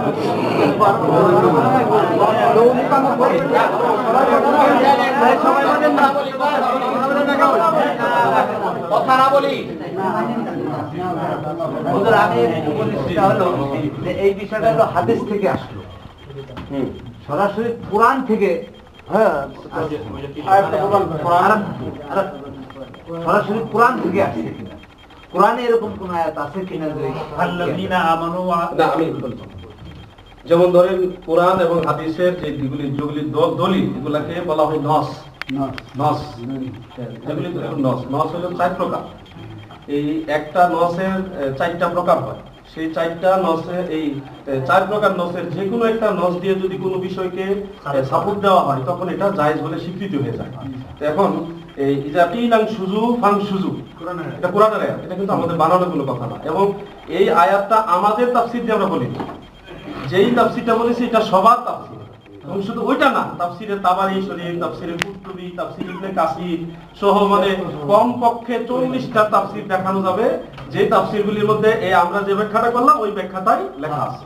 এক কথায় কোরআন থেকে এটা সমর্থন পাওয়া গেলে, কোরআন থেকে সমর্থন আছে, যেই জিনিসটা কোরআন সমর্থন করে সেটাকে নাজায়েজ বলার অধিকার তো কারো নেই। এই আমাকে ওই আয়াতে ওই দিয়ে দেখো এটা প্রশ্ন আছে। না না উনি এই 12 জনের একজন তো বলছেন। আচ্ছা ইমাম সাহেব কথা বলেন না, তার প্রশ্নটা শুনিও।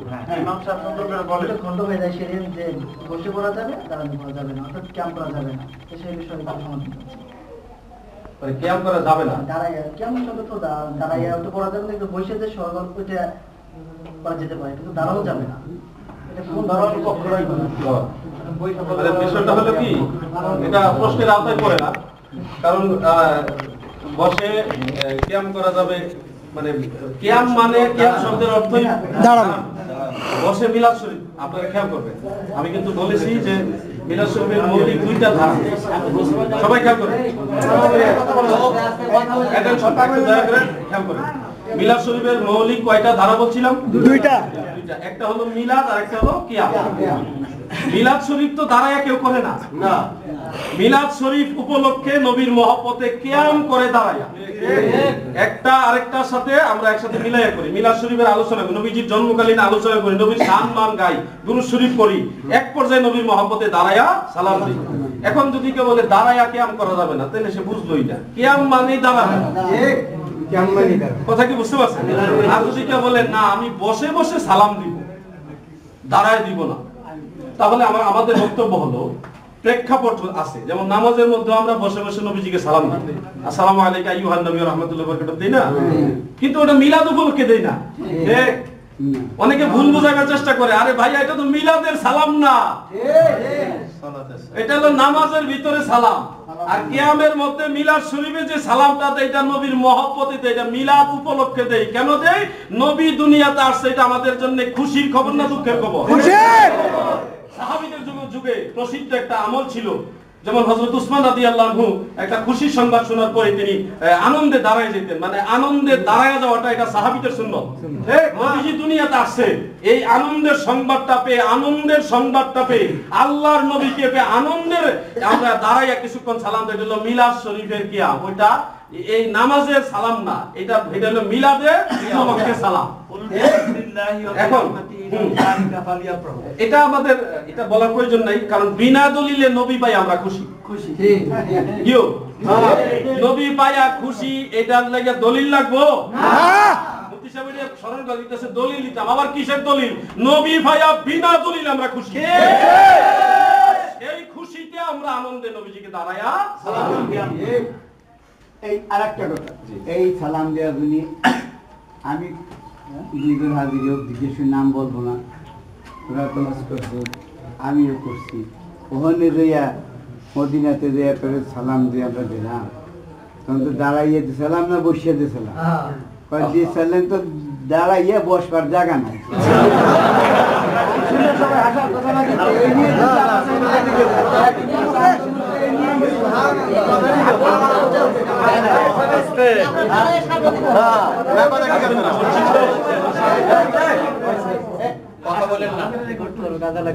আমরা হাজী সাহেবের কথাটা শুনি, দয়া করে হাসাহাসি করবেন।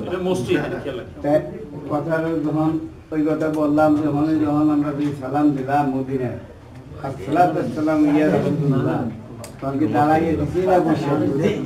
আর এক হাজিরই কই আমি, কিন্তু হজে গেছি আগে পাশে। যাই হোক, মানে দাঁড়াইয়ে বসবার জায়গা আছে, বসবার জায়গা নাই, বিদায় আমরা দাঁড়াই। এই হলো তাদের ব্যাখ্যায় আসে নাকি? ব্যাখ্যায় তাই আসে না? কিন্তু তখন আমি কইলাম যে তাইলে বসবার জায়গা নাই বললে এই কথাটা ঠিক হলো না। সেখানে যদি আমরা দাঁড়াইয়ে সালাম দেওয়া করি, আর এখানে বসে বসে সালাম দেবো। আমি হাজী সাহেবের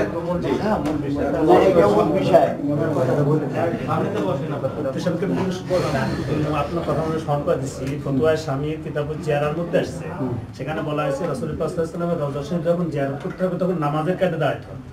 নামাজের কাজে দাঁড়িয়ে রাসূলুল্লাহ সাল্লাল্লাহু আলাইহি ওয়াসাল্লামকে সালাম দিতে হবে, এবং এই কথা খেয়াল করতে হবে রাসূলুল্লাহ সাল্লাল্লাহু আলাইহি ওয়াসাল্লাম সালামের জবাব দিচ্ছেন, আমার অবস্থা বলে নবী দেখছেন এবং শুনছেন। হাজী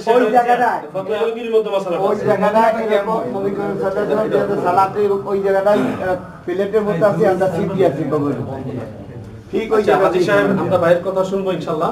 হাজী সাহেবের কথাটার সাথে একটা পূর্ণতা দিচ্ছি, সেটা হলো সাহাবায়ে কেরাম, আল্লাহ রাসূলের সাহাবায়ে কেরাম যখন নবীজির রওজা পাক জিয়ারত করতেন, রওজা মুবারক জিয়ারত করতেন, আপনারা জানেন এটা প্রসিদ্ধ, এমন কোনো আলিম নেই যেটা জানার কথা না।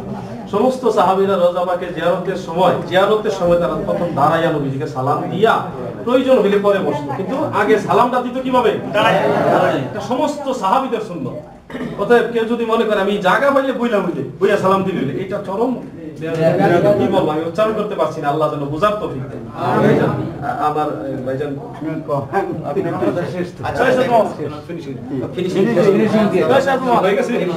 শুকরিয়া, আলহামদুলিল্লাহ বলেন। আমি আপনাদের বলি, ফিতনা ফাসাদ আল্লাহ পছন্দ করে না, আল্লাহ হাবিব পছন্দ করে না, আল্লাহর ওলিরাও পছন্দ করে না, আমরাও পছন্দ করি না। আপনাদের মনে যদি এতই কষ্ট থাকে যে আমি নবীকে দাঁড়ায় সালাম দিব না, আপনারা দিয়েন না। আমি যদি দুনিয়ার মানুষ যদি রাসূলকে ইজ্জত না করে, আমার নবীর ইজ্জত একটুও কমবে না। কেন জানেন? আল্লাহ বলছে ওয়ারাফা'না লাকা যিকরাক, আমি আল্লাহ আপনার ইজ্জত বাড়াইছি। সুবহানাল্লাহ। যদি কেউ মনে করেন যে না আমার নবীর প্রতি মহব্বতে আমি দাঁড়ায়া নবীজিকে সালাম দিব মুস্তাহাব, এই ব্যাপারে সমস্ত আইমায়ে কেরাম এটা চূড়ান্ত ফতোয়া দিয়ে দিয়েছে। অতএব আমরা এটা আমল করার চেষ্টা করবেন। আমি ইমাম সাহেব কি জানি বলছিলেন না, খন্ড হয়ে গেছে তাই ক্লিয়ার। ও আচ্ছা, শুকরিয়া। সবাই ক্লিয়ার। আর আমি আজকে কথাটা 2 বার বলেছি, এবার বললে 3 বার হবে। তো সবার সামনে বলি,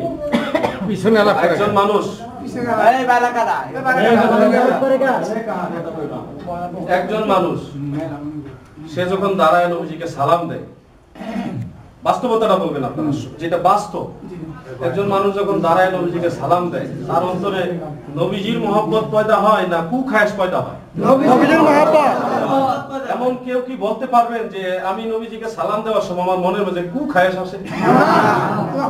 যতটুকু সময় আমরা নবীজিকে সালাম দেই আমরা মনে করি ততক্ষণ পর্যন্ত নবীর ইশকের আগুন আমাদের মধ্যে থাকে। আমার কথা ক্লিয়ার? কেউ যদি এরকম থাকেন যে আমি নবীকে সালাম দিব না, দিয়েন না। কিন্তু আল্লাহর নবীকে আরেকজন, আরে ভাইয়া, নবীর যুগে বিভিন্ন প্রেক্ষাপটে সাহাবারাও দাঁড়ায় দাঁড়ায় নবীকে সালাম দিছে বিভিন্ন প্রেক্ষাপটে। এই যে মসজিদে ঢোকার সময় একটা দোয়া আছে না, আল্লাহুম্মা আফতাহলি আবওয়াবা রাহমাতিকা, পড়েন না আপনারা সবাই? কিন্তু 12 জন সাহাবী থেকে হাদিস বর্ণিত আছে, আল্লাহ রাসূল বলেছেন যখন তোমরা মসজিদে প্রবেশ করবে এই দোয়া পড়ার আগে বলবে আসসালাতু ওয়াসসালামু আলাইকা ইয়া রাসূলুল্লাহ। সুবহানাল্লাহ। ওই হাদিস আমরা আমল করি না, এটাও আছে হাদিসে, শুধু এই দোয়ার কথা অন্য হাদিসে আছে, কিন্তু বেশিরভাগ হাদিসে নবীজিকে সালাম দেওয়ার কথাও আছে, এটা আমরা আমল করি না। একটা করতেছি, যাক আরেকটা আমল করার চেষ্টা করবো ইনশাআল্লাহ। তো মসজিদে কি কেউ বৈশা প্রবেশ করে? তো দাঁড়ায় সালাম দিলে যদি গুনাহ হয়, তো মসজিদে ঢোকার সময় সালাম দিলে কি গুনাহ হবে? না। এজন্য যারা বুঝে না আমরা তাদেরকে দেখাই দিব, আনলে তারা আমরা বুঝাক। ঠিক, আমরা দেখাই কোরআন হাদিস, যেটা সঠিক সেটা আমরা সবাই মিলে মানবো, কিন্তু সাধারণ পাবলিককে নিয়ে খেল তামাশা এটা উচিত না, এটা উচিত না। আল্লাহ পাক আমাদেরকে 5 ওয়াক্ত ফরজ নামাজ, সুন্নাত নামাজ, ওয়াজিব নামাজ, নফল বন্দেগীর পাশাপাশি মিলাদে মুস্তাফা রাসূল পাক সাল্লাল্লাহু আলাইহি ওয়াসাল্লাম মিলাদ শরীফ পড়ার তৌফিক আমাদেরকে দান করুন। আমিন। আমরা আজকের মতো আলোচনা এখানে এইটি টানলাম। এই পর্যায়ে আমি অনুরোধ করব, আলোচনা আমাদের আলেমদের তরফ থেকে আমি এখন আমি অনুরোধ করব, যেহেতু একটা অনুষ্ঠান, এখন ফর্মালিটি অনুযায়ী মাননীয় প্রধান অতিথি সাহেব দুটি কথা বলবেন, তারপরে সভাপতি যিনি তিনি সমাপ্তি বা সমাপনী বক্তব্যের মাধ্যমে সমাপ্তি ঘোষণা করবেন। আমি যতটুকু জানি এটাই সভা সমিতি চালাইবার এক নিয়ম। আমি অনুরোধ করব, এটা তো মুনাজাতের কথা বলছি, এখন আমি অনুরোধ করব আজকের সভার পক্ষ থেকে আজকের এই সভার সম্মানিত প্রধান অতিথি জাকের পার্টি ভাঙ্গা থানার সম্মানিত সভাপতি জনাব রওশন আলী ভূঁইয়া সাহেবকে সংক্ষেপে দুটি কথা বলার জন্য। বিসমিল্লাহির রহমানির রহিম। আমার আকা আমার সাহেব লাখো কোটি জাকিরানদের ইহকাল এবং পরকালের একমাত্র দরদি বান্ধব বিশ্ব লিখা যাওয়া ফরিদপুরি কুদ্দুসুর আজিজ সাহেব তার পবিত্র কদম মোবারকে আমি গুনাহগার ভাঙ্গা থানার সকলের পক্ষ থেকে, সকল জাকিরান আশিকান এবং ধর্মপ্রাণ মুসলমান ভাইদের পক্ষ থেকে লাখো কোটি সালাম এবং কদম আরজ করছি। কদম আরজ করছি খাজা বাবা রেখে যাওয়া আমার দুই আমানত আল্লাহ খাজা মিয়া ভাইজান মুজাদ্দিদি এবং আল্লাহ খাজা মিজা ভাইজান মুজাদ্দিদি, খাজা পরিবারের সকল সদস্যরা কদম মোবারকে আমি গুনাহগার সকলের পক্ষ থেকে কদম আরজ করছি। আজকের এই ঘাড়ুয়া ইউনিয়ন কর্তৃক গঙ্গাদতি গ্রাম আয়োজিত যে মিলাদ এবং আমরা যে ফাসনাত ফাসাদ থেকে উদ্ধারিত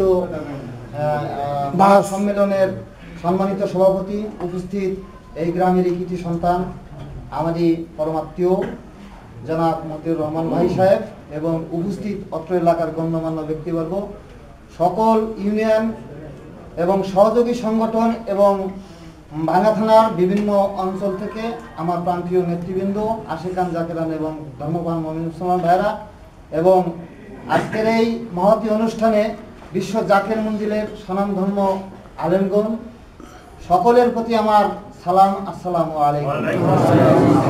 ভাইরা আমার, আজকের যে অনুষ্ঠান, আসলে আমরা এমন একটা যুগে আসছি, আমাদের প্রতিনিয়ত প্রতি ঘরে প্রতি কদমে ফিতনা ফাসাদের যুগে আসছি। তো এই ফিতনা ফাসাদের যুগে ঈমান টিকিয়ে রাখা ভাই বড় কঠিন, বড় কঠিন। আমি সকলের প্রতি উদ্যত আহ্বান জানাবো, দাদা আমরা নিজেরা ফিতনা ফাসাদ না করে সত্য সঠিক পথ যেটা, সেই পথে আমরা ধাবিত হব। আমাকে একজন গালি দেখ, আমি সেই গালির প্রতিকার না করে, এই যে আমাদের মৌলানা সাহেব যে ধরনের বক্তব্য রাখলো, যে ধরনের বয়ান করলো, আমলে আউলিয়া, দাদা আমলেই আউলিয়া। আপনারা প্রত্যেকেই চেষ্টা করেন যে যতটুকু জানেন আমল করার জন্য, এবং রাসূল পাক সাল্লাল্লাহু আলাইহি ওয়াসাল্লামকে মহব্বত করলে কতটুকু কি হয় আপনি একবার মহব্বত করে দেখেন, তার রেজাল্টটা কি। এখন একজন বললো যে আমি মিলাদকে আমের বিপক্ষে, এই মিলাদকে আম করা যাবে না, ভাই করা যাবে না, তুই করিস না। যদি আপনার মনে টানে আপনি মিলাদকে আম করেন, নবীকে ভালোবাসেন, নবীকে মহব্বত করেন, দেখেন আপনার রেজাল্ট আপনি নিজেই পাবেন। কোরআন হাদিস আমি এগুলো আছে, এগুলোর বিপক্ষে না, কোরআন হাদিস মুফতিদের বিপক্ষে না। আপনি নিজে একটা আমল করেন, আপনি নিজে একটা আমল করেন, ওই আমল করে দেখেন যে আপনি কতটুকু উপকৃত। সাধারণ জনগণ যারা আছে আমি তাদের উদ্দেশ্যে কথাগুলো বলতেছি। দাদা ভাই, আপনি মিলাদ কিয়াম করেন, দেখেন আমরা ছোট সময় দেখছি এই নানা দাদা যারা ছিলেন, আমরা তাদের সাথে কিন্তু প্রতিনিয়ত প্রতি বছর যে কোনো মাসে বা যে কোনো সিজনে আমরা কিন্তু বাড়ি বাড়ি যে মিলাদ কিয়াম করতাম, তাই না? কত আনন্দ লাগতো, সিন্নি রাখতো, সাদা চাউল রাখতো, এইগুলো আমরা খাইতাম। আমাদের মতো পরস্পর একটা মহব্বত সৃষ্টি হইতো। আজ এই কিছু ওহাবি গোষ্ঠীদের জন্য, ভুল বোঝাবুঝির জন্য আমাদের সেই মিলাদ কিয়াম উঠে গেছে, আমাদের সেই মহব্বত উঠে গেছে, ঠিক না ভাই? ঠিক। আমরা যেন সেই মিলাদ কিয়াম এই এলাকায় ঘরে ঘরে চালু করি। দেখেন, আমি তো মুফতি মুহাদ্দিস না, ইতিহাস পড়েন, ইতিহাস জানেন। এই দেশে যারা সত্য দ্বীন ইসলাম তাওহীদের বাণী নিয়ে আসছিল, তারা জানেন এই মুফতি আলাউদ্দিন সাহেব না, মুফতি মুয়াজ্জেম সাহেব না, এই দেশে ইসলাম প্রচার করে গেছে ওলি আল্লাহ সকল। এখন ওলি আল্লাহ সকলরা কি মিলাদ কিয়াম করেন নাই? করছে। তারা কিন্তু মিলাদ কিয়ামের মাধ্যমে, নবীর প্রেম ভালোবাসার মাধ্যমে এই দেশে ইসলাম প্রচার করে গেছে। এখন আমরা বড় বড় মুফতি হয়েছি, মুহাদ্দিস হয়েছি, বেশি বুঝছি। এখন আমাদের মধ্যে একটা ফেসনা ফেসাদ দিয়ে আপনি আমার ভাই, আপনার সাথে আমার সাথে লাগাই দিতেছে, আপনার সাথে আমার সাথে একটা ফেসনা ফেসাদ জোড়াই দিতেছে। আমি সকলকে উদ্যোক্তা আহ্বান জানাবো, আপনারা কেউ ফেসনা ফেসাদের ভিতরে যাবেন না। আমরা শান্তি নিয়ে বসবাস করতে চাই। বিশ্ব জাকের মঞ্জিল মহাশান্তির নীড়, মহাশান্তির মঞ্জিল। আপনারা সকলেই বিশ্ব জাকের মঞ্জিলে আসেন, বিশ্ব জাকের মঞ্জিলের আদর্শ মনে প্রাণে ধারণ করেন, বিশ্ব জাকের মঞ্জিলের আমলগুলো আপনারা মনে প্রাণে আমল করেন। দেখেন এটার ভিতরে মজা কি, দেখেন এটার ভিতরে কতটুকু গুরুত্ব নিহিত আছে, দেখেন এটার ভিতরে কতটুকু ফায়েজ রহমত আছে। তো প্রিয় ভাইরা আমার, আজকের এই ঘাউড়া ইউনিয়ন কর্তৃক আয়োজিত যে আয়োজনটা, এর মধ্যে আমি সাংগঠনিক প্রক্রিয়ায় একটা কথা বলতে চাই। দাদা ভাই, আমাদের প্রতিনিয়ত বিশ্ব জাকের মঞ্জিল তথা মহামান্য চেয়ারম্যানদের মাধ্যমে আমাদের কিছু কর্মকাণ্ড আছে। তো উপস্থিত এই ঘাড়ুয়া ইউনিয়নের যে সমস্ত জাকের ভাইরা আছেন, সত্যি ভাই আপনারা এই কর্মকাণ্ডে মেলা পিছিয়ে আছেন। আমার এই দায়িত্ব পাওয়াতে আমি যতটুকু দেখছি, অন্য ইউনিয়নের সাথে আপনারা ঘাড়ুয়া ইউনিয়নের জাকের ভাই যারা আছেন তারা অনেক পিছনে। এর কারণ আমার মনে হয় এই ঘাড়ুয়া ইউনিয়নের নেতৃত্বের অভাব। ঠিক আছে ভাই, আপনারা যত জাকের ভাই আছেন, আমি কথাটা কি ঠিক বলছি? নেতৃত্বের অভাব। তো আমি আজকের এই ঘাড়ুয়া ইউনিয়নবাসীকে উদ্দেশ্য করে বলবো, আমি যেই উপরের নির্দেশ মোতাবেক কিছুক্ষণ আগে যেই ইঙ্গিতটা পেয়েছি, আপাতত আপনারা ঘাড়ুয়া ইউনিয়নের পূর্ণাঙ্গ কমিটি না হওয়ার আগ পর্যন্ত আমাদের এই ঘাড়ুয়া ইউনিয়নের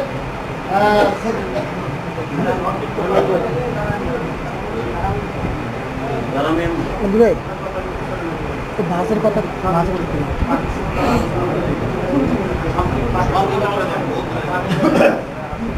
আমি উপরের নির্দেশ অনুযায়ী সাংগঠনিক প্রক্রিয়া এই ঘাড়ুয়া ইউনিয়নের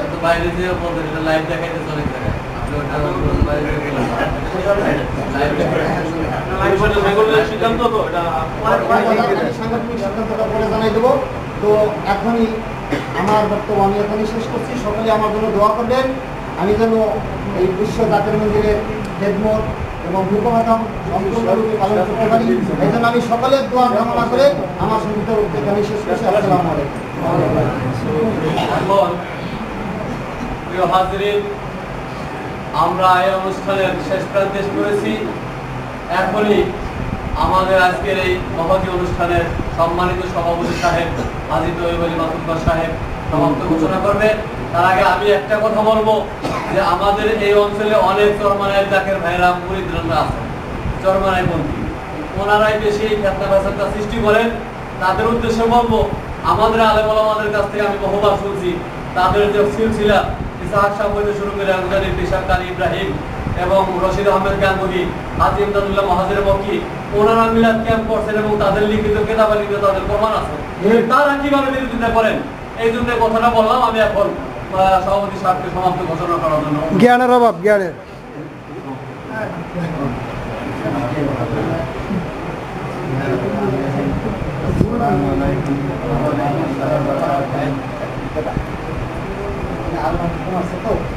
আমরা আজকে এখানে উপস্থিত হয়েছি, আমাদের দরবার শরীফের কবি, একটু জোরে বলেন, দরবার শরীফের কবি আলেম ওনার এখানে আমরা উপস্থিত হয়েছি।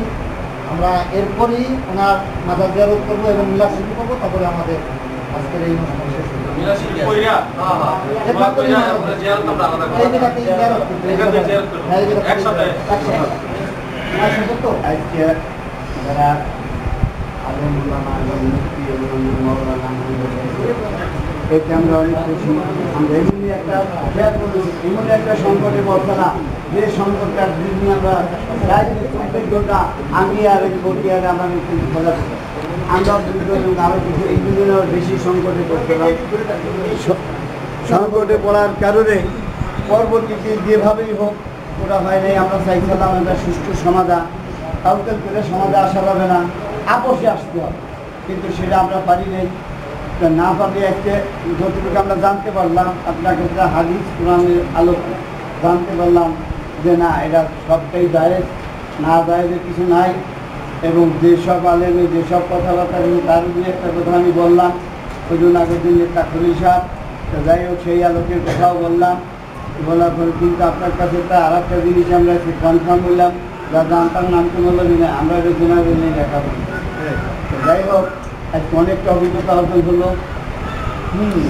সেই অভিজ্ঞতার আলোকে আমরা বলি যে আমার একটাই কথা, যে আমরা যারা, আমি তো আট্রশিল্প করি, আর একজন চন্দ্রপাড়া, আর একজন দেওয়ানবাগের বিভিন্ন জায়গায় বিভিন্ন আছে, কিন্তু আমাদের কথা হইলো আর একটা আমাদের বিপক্ষ গ্রুপটা হইলো চরমোনাই। কিন্তু আমরা যারা আছি কোনো জ্ঞানদাম কোনো জায়গা না করি, ওই যে কথা বললো, পরে একজন পড়ুক ক্যাম্প বৈশা পড়ে দাঁড়াই পড়ে যদি সে মনের ঠিক দাঁড়াইয়া না পড়ে তাহলে আমার কিছু করে না। আমরা জানি কারোর সাথে গণ্ডগোল না করি, এই আমার একটা অনুরোধ সবাই প্রতি আমাকে রইল। এইটা নিয়ে যে কয়েকদিন আমরা 3টা দিন আমরা ঘুমাবার বেরিয়ে বহু কিছু হয়ে চলি, কিন্তু আমার কথা হয় একটা যে যা করে করুক, আমরা যে জায়গার আমরা সেই জায়গার ফল যে নিয়ম কানুন সেইটা ফলো করি। আর এক জায়গা কী করলো আমার গাছ দেখবে না, আমার দেখার বিষয় নাই। কিন্তু এই হইলে আমার দাবি, জানি আমরা কারোর সাথে কোনো জ্ঞান দান না করি। এই কয়টা গ্রুপিতে আমরা বাড়ছে তারা, কিন্তু জ্ঞান দান করবো না। তারা দিয়ে যা পরে বলুক, জ্ঞান দান করবো না। আর এমন মিলাদ ওরা মৌলানা সাদিক কাজী রহমান সাহেব জিয়ারত করে, আর এই হিসেবেই কইতে যাবেন। এইখানেই আজকের সভাটা সমাপ্ত ঘোষণা করলাম। আলহামদুলিল্লাহ। আমরা সবাই তাওয়াজ্জুহ শরীফ করি, সবাই একটু শুনেন। তাওয়াজ্জুহ শরীফ পড়াটা উলামায়ে মানে মক্কা হারামাইন শরীফের উলামায়ে কেরাম আমাদের শিক্ষা দিয়েছেন, বরকতে বর্জন কিতাবের মধ্যে আছে। আমরা ইতিপূর্বে অনেক বাহাস যারা করেছি। আমার বয়স অল্প, আমি ওনার নাতি স্নেহ করবো অবশ্যই। আমার দাদা মেয়ে ডাকছি। তো আমার এই বয়সে আনুষ্ঠানিকভাবে, এখানে তো আমার পুলিশ প্রশাসন নাই, আপনারা আছেন, কিন্তু আনুষ্ঠানিকভাবে বহু মোনাজারা করছেন। মোনাজারা করার পরে আমি দেখেছি যে ওই কিতাবের মাল নাই, আন্দাজের উপরে ফতোয়া দেয় অধিকাংশ। আর মিলাদের বিরুদ্ধে ফতোয়া দিচ্ছে, যেমন আমরা দরবারের লোক আট্রশি মাওলানার কিতাব থেকে যদি আমরা দলিল ধইব, দলিল দিব আগের যুগের কিতাব থেকে। এখন তারা মিলাদের বিরুদ্ধে দলিল দিতেছে, তারার হুজুররা লেখা বই দিয়ে দলিল দিতেছে, বুঝছেন রে? তারার হুজুররা বই লেখছে বিভিন্ন অমুক ফতোয়া এর দিকে দলিল। আরে মিয়া তোমার হুজুরে তো তোমার পক্ষে কথা বলবে, আট্রশি মাওলানা তো আট্রশির পক্ষে কথা বলবে, তুমি আগের যুগের ইমামের কিতাব থেকে দাও। কথা বলছেন। এই জন্য আমার একটা অভিজ্ঞতা আছে কোরআন হাদিস নিয়ে, প্রায় 1.5 কোরআনের হাদিসের, কোরআনের তাফসীর, হাদিসের সরা, উম্মতুল ইজমা, কিয়াস, ইজতিহাদি সমস্ত দালাল মিলে প্রায় 1.5 দলিল পাইছি মিলাদ কিয়ামের পক্ষে। সুবহানাল্লাহ। আপনাদের বলি বেদাত বা নাজায়েজ হওয়ার কোনো আশঙ্কা নেই। আর একটা কথা সবার সামনে আমি ওয়াদা করে গেলাম, যদি রাসূলকে দাঁড়ায় সালাম দিলে কোনো গুনাহ হয়, নবীজিকে তাজিম করলে যদি গুনাহ হয়, সব গুনার ভার আমি নিব। আপনারা নবীজিকে তাজিম করবেন, রাসূলকে ভালোবাসবেন, এটা আমি আপনাদের সবাইকে সাক্ষী রেখে বললাম। আপনাদের নবীকে তাজিম করার কারণে যদি আল্লাহর কাছে জবাবদিহিতা করা লাগে, আমার সামনে দিয়ে দেবেন আল্লাহ আমারে। কিন্তু আমার ঈমান, আমার বিশ্বাস, রাসূলকে তাজিম করলে আল্লাহ খুশি হয়।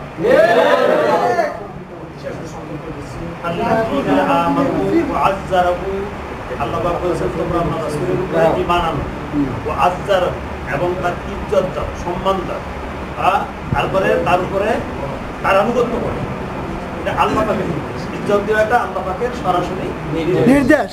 আমাদের যে চুয়াডাঙ্গা একটা বাস হয়েছিল গত বছর, প্রায় 3 শতাধিক আলেম ছিল। নাম বলি, এই যে আমাদের মাওলানা মাহবুবুর রশিদ সাহেব, খুব জাদ্রেল আলেম, কিন্তু কাউকে দিইনি, আমরা সবাই মিলে চিন্তা করলাম বিষয়, এমনি তো লম্বা হয়ে গেছে, আরো আলেম কথা বলে তো আরো বেশি লম্বা হইতো। উনি ছিল, আরো অনেকে ছিল সেখানে, শহীদুল্লাহ বাহাদুর সাহেব ছিলেন, ছিল, ছিল, প্রায় 3 শতাধিক আলেম আসছিল, আর আমরা ছিলাম, আমি মানে মুবাহিস হিসাবে একা ছিলাম।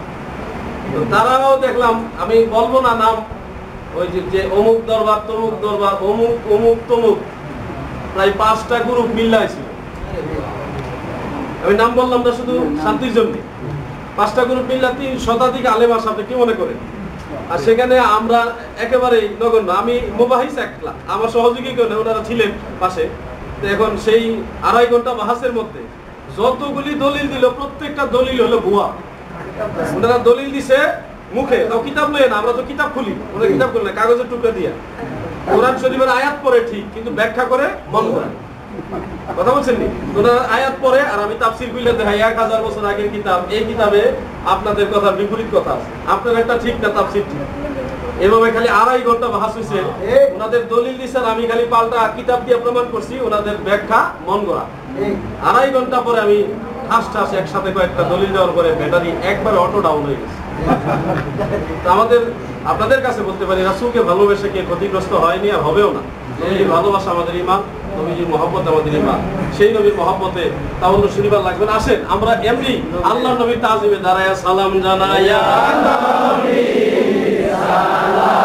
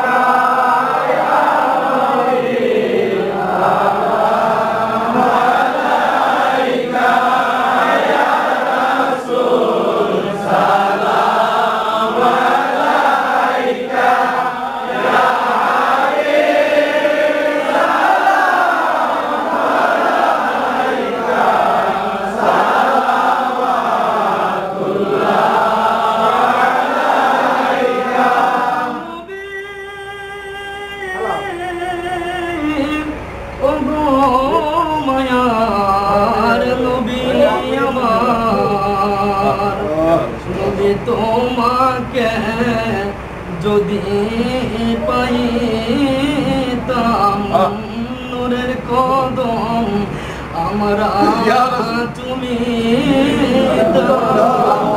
মনে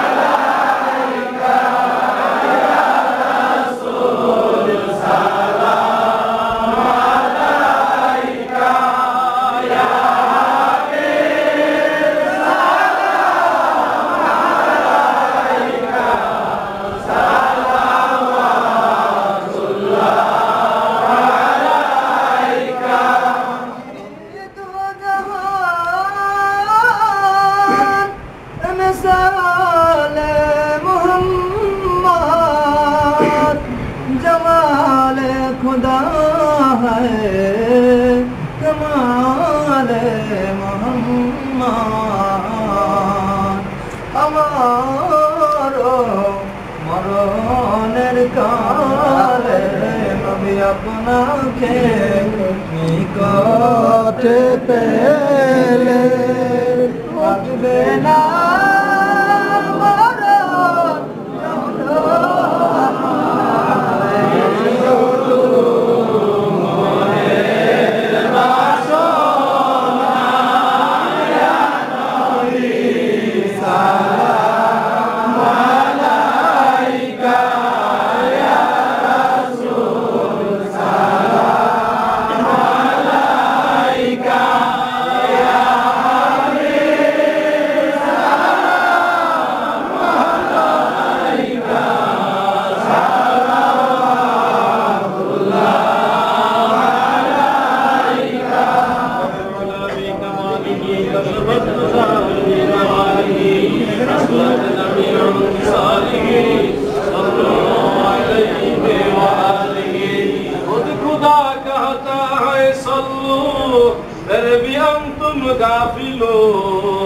अरे मुमिनो वाजिब है तुम पर इफअलू मा तुमरू बलगलुला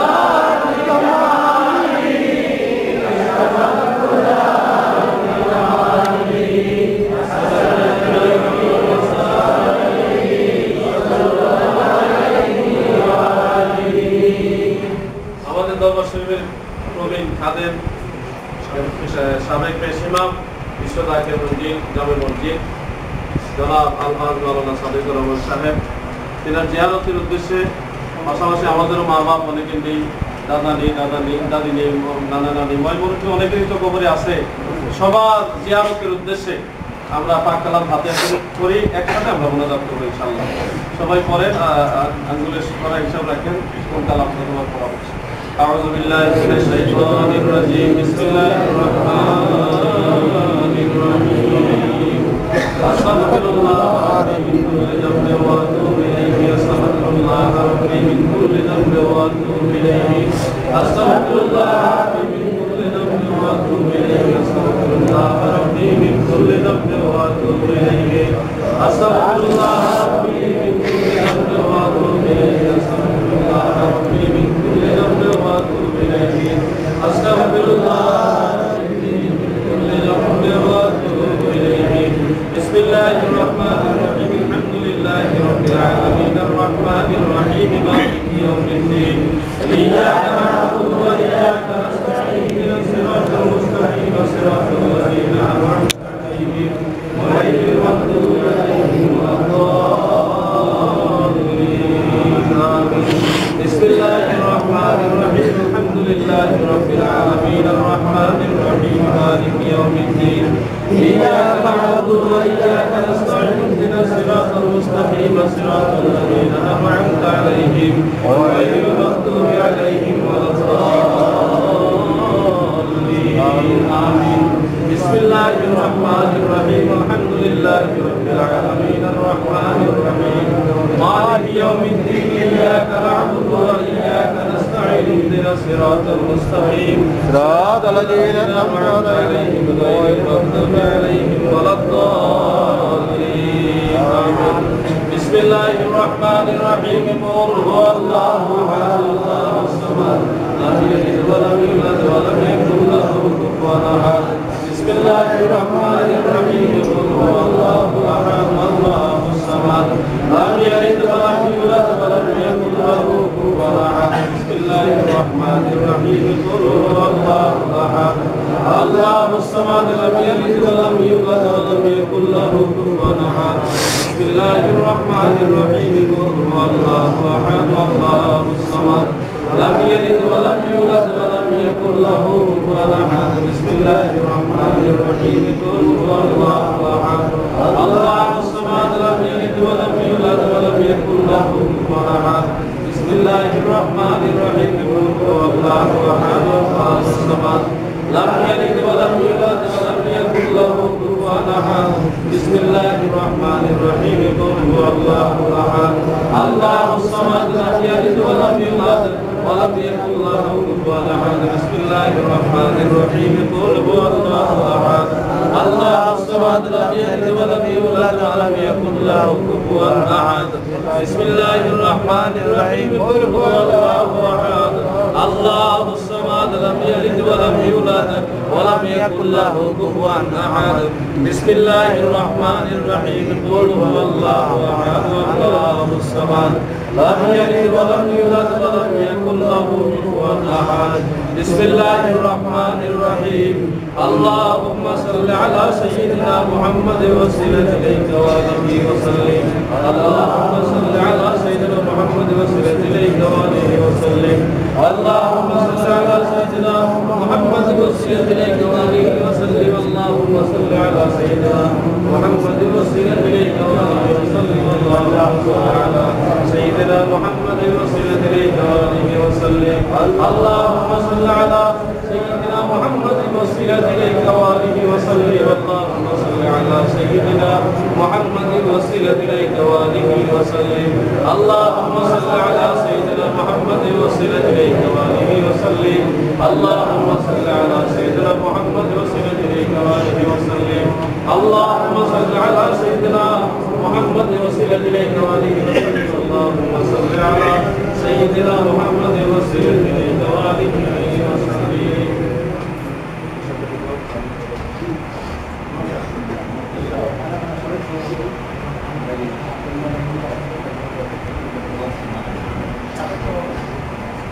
আচ্ছা, যে যেখানে আছেন আমাদের সাদেক রহমান সাহেব তিনি বিশিষ্ট আলেম ছিলেন এবং এই থানার সাবেক সভাপতি আব্দুল মালিক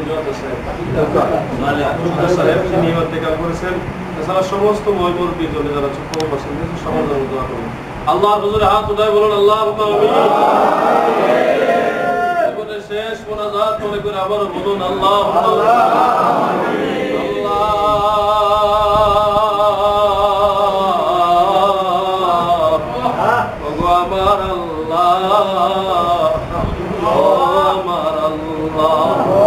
করুণার নজরে তাকায় দেখো তোমার আদরের বান্দারা আল্লাহ কোরআন হাদিসের আলোকে দীর্ঘ সময় আলোচনা শেষে তোমার হাবিবকে দাঁড়াইয়া সালাম দিয়ে ও তোমার আশা লইয়া তুমি আল্লাহ রহমতের দুয়ারে ভিক্ষার হাত বাড়াইছি। মাওলা গো, তোমার কাছে চাইবার মতো তেমন কোন আমল আখলাক আমাদের কিছুই নাই, এরপরও আশা করে হাত বাড়াইছি। তোমার হাবিবের ইজ্জতের দিকে তাকাইয়া লজ্জা দিও না গো আল্লাহ। আল্লাহ আজকের এই মাহফিল, এই মজলিস, আল্লাহ আলোচনা সভা দয়া করে কবুল করো, কোটি করে সওয়াব বাড়ায়া সোনার মদিনায় কামলিওয়ালা নবীর রওজা মুবারকে সওয়াব নজর পৌঁছায়া দাও। নবীজির আলাউলাদ আলা সাহাবা ওয়াজ মুতাহারাত খোলাফায়ে রাশিদিন আশরায়ে মুবাশশিরিন আহলে বাইতুল হুজুর নবী নন্দিনী মা ফাতেমাতুজ জাহরা ইমাম হাসান হুসাইন রাদিয়াল্লাহু তাআলা আনহুমা এদের মহব্বতে পরে কারবালার ময়দানে যারা ফোরাত নদীর কিনারে শহীদ হয়ে গেল আল্লাহ পাকে সওয়াব নজর পৌঁছায়া দাও। ইমাম সাহেব কাওয়াসের হিন্দি মুজাদ্দিদ আল-বিসানি তিনার বিবি সাহেবা চারি পুত্র খাজা রহমত, খাজা বাহাউদ্দিন আকসুবাদ, গাউসে পাক আব্দুল কাদের জিলানী, খাজা মঈনুদ্দিন চিশতি, খাজা বাকিবিল্লাহ, শাহজালাল, শাহপরান, হক্কানি তরিকার সমস্ত ওলি আল্লাহ, গাউস, কুতুব, নুজামান, কাবা, কিয়ার আবদাল, খাস করে আমাদের দাদু পীর দস্তগীর খাজা এনায়েতপুরের পাক মাজারেও পৌঁছায়া দাও। আমার আকা, আমার সাহেব, আমার দস্তগীর, আমার পেশোয়া, জামানার মহাওলি, মুরিদের দরদি মুর্শিদ খাজা বাবা শাহ সুফি আল্লাহ ফরিদপুরি কেবলাদার হুজুরের পাক রওজায় পৌঁছায়া দাও। মারহুমা মাগফুরান মাজান দয়াল হাজদুল্লাহ ভাইজান সহ এই মজলিসে আমরা যারা হাত বাড়াইলাম মাওলা, আমরা অনেকের ঘরে মা নাই, অনেকের ঘরে সাথে আব্বা নাই গো আল্লাহ। চিরদিনের বিদায় নিয়ে কবর দেশে যারা শুয়ে গেছে, হে আল্লাহ এই মিলাদ মাহফিলের খাতিরে তাদের কবরগুলি জান্নাতের বাগান বানায় দাও। তাদের কবরগুলি জান্নাতি কবর বানায় দাও আল্লাহ। বিশেষ করে পাশেই দরবার শরীফের বিশিষ্ট খাদেম আলহাজ মাওলানা সাদিকুর রহমান সাহেব শুয়ে আছে।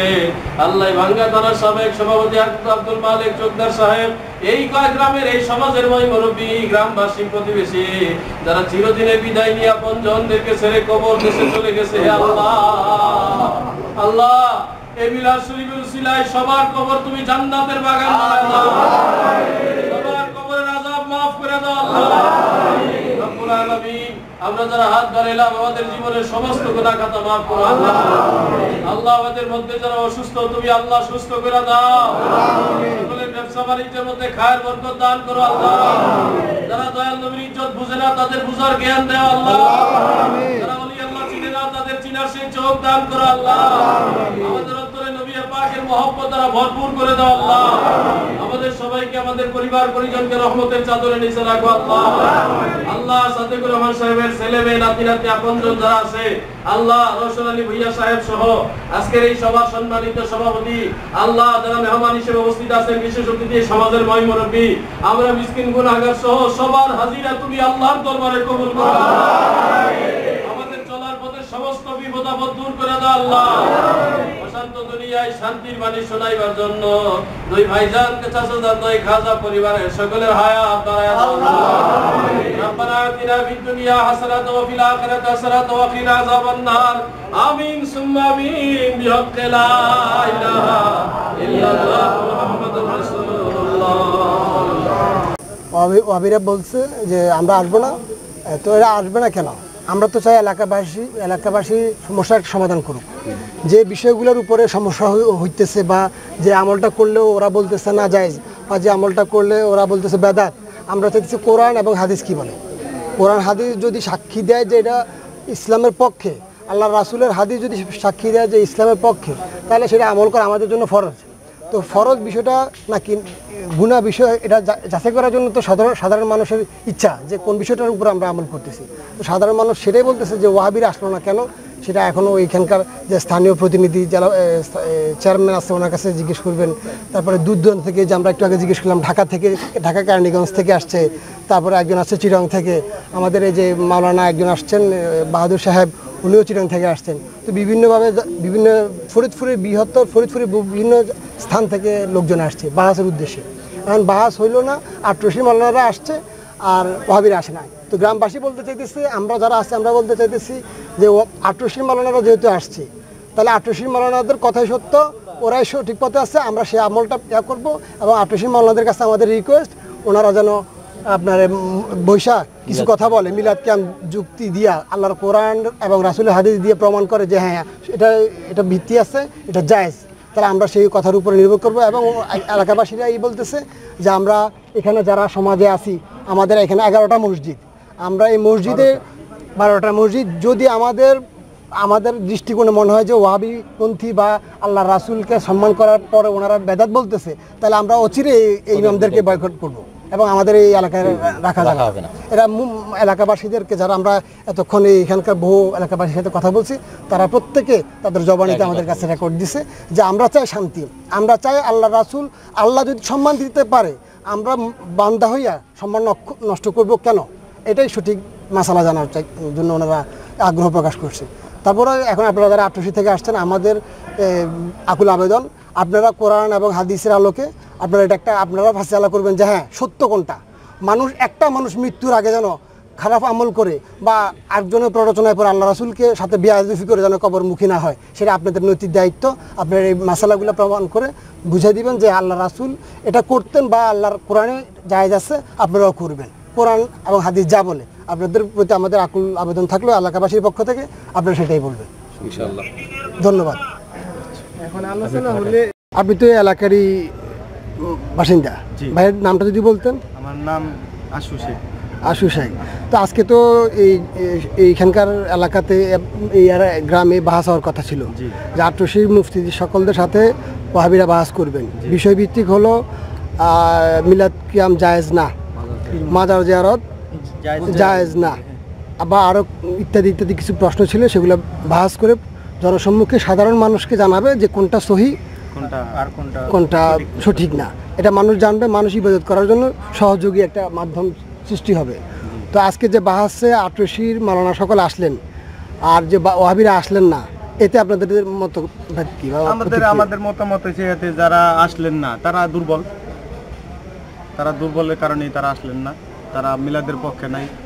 এই জন্য আমরা মিলাদের পক্ষে আছি এবং আমাদের মিলাদ পক্ষে থাকাকালীন কি আমাদের আটছে কিছু জাকিরান আসছে, মুফতি আসছে, এরা আসছিলেন মোকাবেলা করার জন্য এবং এটাকে যাচাই করার জন্য মানুষ কোন পথে চলবে, সঠিক না অনসঠিক, এই সঠিকটা চলার জন্য এই জন্য এই জায়গায় আসছিল, কিন্তু তারা আসলেন না, এই জন্য তাদের ব্যর্থতা, এটা আসলেন না। এখন মানুষ জনগণ জানিয়ে গেল যে আসলে মিলাদ এটা সহি, এটা পড়া যাবে, এটা জায়েজ, এটা এই আর কি। আর মাজার জিয়ারত করা যাবে, মাজার জিয়ারত এটা পূজা না, এটা মাজার জিয়ারত, এটা হাদিসে আছে, দলিল আছে, যেটা দলিল মানে আল্লাহর কোরআন রাসূলের হাদিস যদি যে জিনিসটাকে সাপোর্ট করে, যে জিনিসটা করে আসছে, বা আল্লাহ রাসূল যেটা আমল করতেন বা সাহাবীরা যেটা রাসূলকে দেখে শিখছেন, সেটা যদি কোরআন সাক্ষী দেয়, যদি আল্লাহর রাসূলের হাদিস সাক্ষী দেয়, সেটা আমাদের জন্য মানাটাই ফরজ। তো যারা বর্তমানে ওয়াহাবি আপনাদের এই এলাকা যারা আছে, বিভিন্ন মসজিদের ইমাম সহ যারা এখানে অনুপস্থিত, আসবে বলে আসলেন না, তাহলে তাদেরকে কি বলা যায়? প্রতারক বলা যায় বা মুনাফিক বলা যায়? তাদের মুনাফিক কি বলা যায়? যেহেতু ওয়াদা দিয়ে ওয়াদা রাখে। তাহলে একজন মসজিদের ইমাম সাহেব কথা দিয়া কথা না রাখলে সেই ইমাম বলা গণ্য হইতে পারে না। সে কথা নামাজ হবে না, ইমাম নামে কলঙ্ক, সহি নামাজ হবে না, তার পিছনে নামাজ পড়া যায় না। আর আল্লাহর হাতে কোনো পালা নাই। আল্লাহ যদি ফেরেশতাকে কোটি কোটি নিয়ে দুরূদ পড়ে, আর তুমি আমি কিরা? ঠিক আপনার ব্যক্তি ইমান আছে ফুলবন হইলে যায় আল্লাহ বর্ষা আমার কাছে রান্দা বাক্কান দিয়ে দেন, কই দিয়ে দেবো।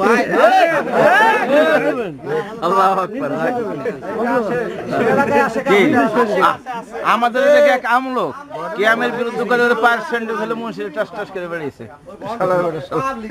আমার খুব হতো ভাই, আলহামদুলিল্লাহ ধরে না, খালি কইছে কিয়াম জায়েজ নাই আর পার্সেন্ট নবী সালাম দিনে সালাত দেই তোর মার ভাত।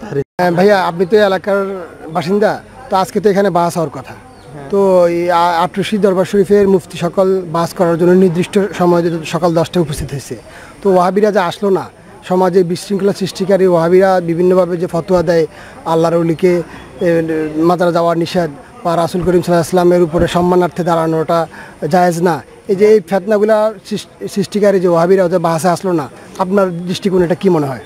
এটা তাদের ব্যর্থতা প্রকাশ করছে। যদি তারা সাফল্য অর্জন করতে চাইতো তাহলে অবশ্যই আসতো।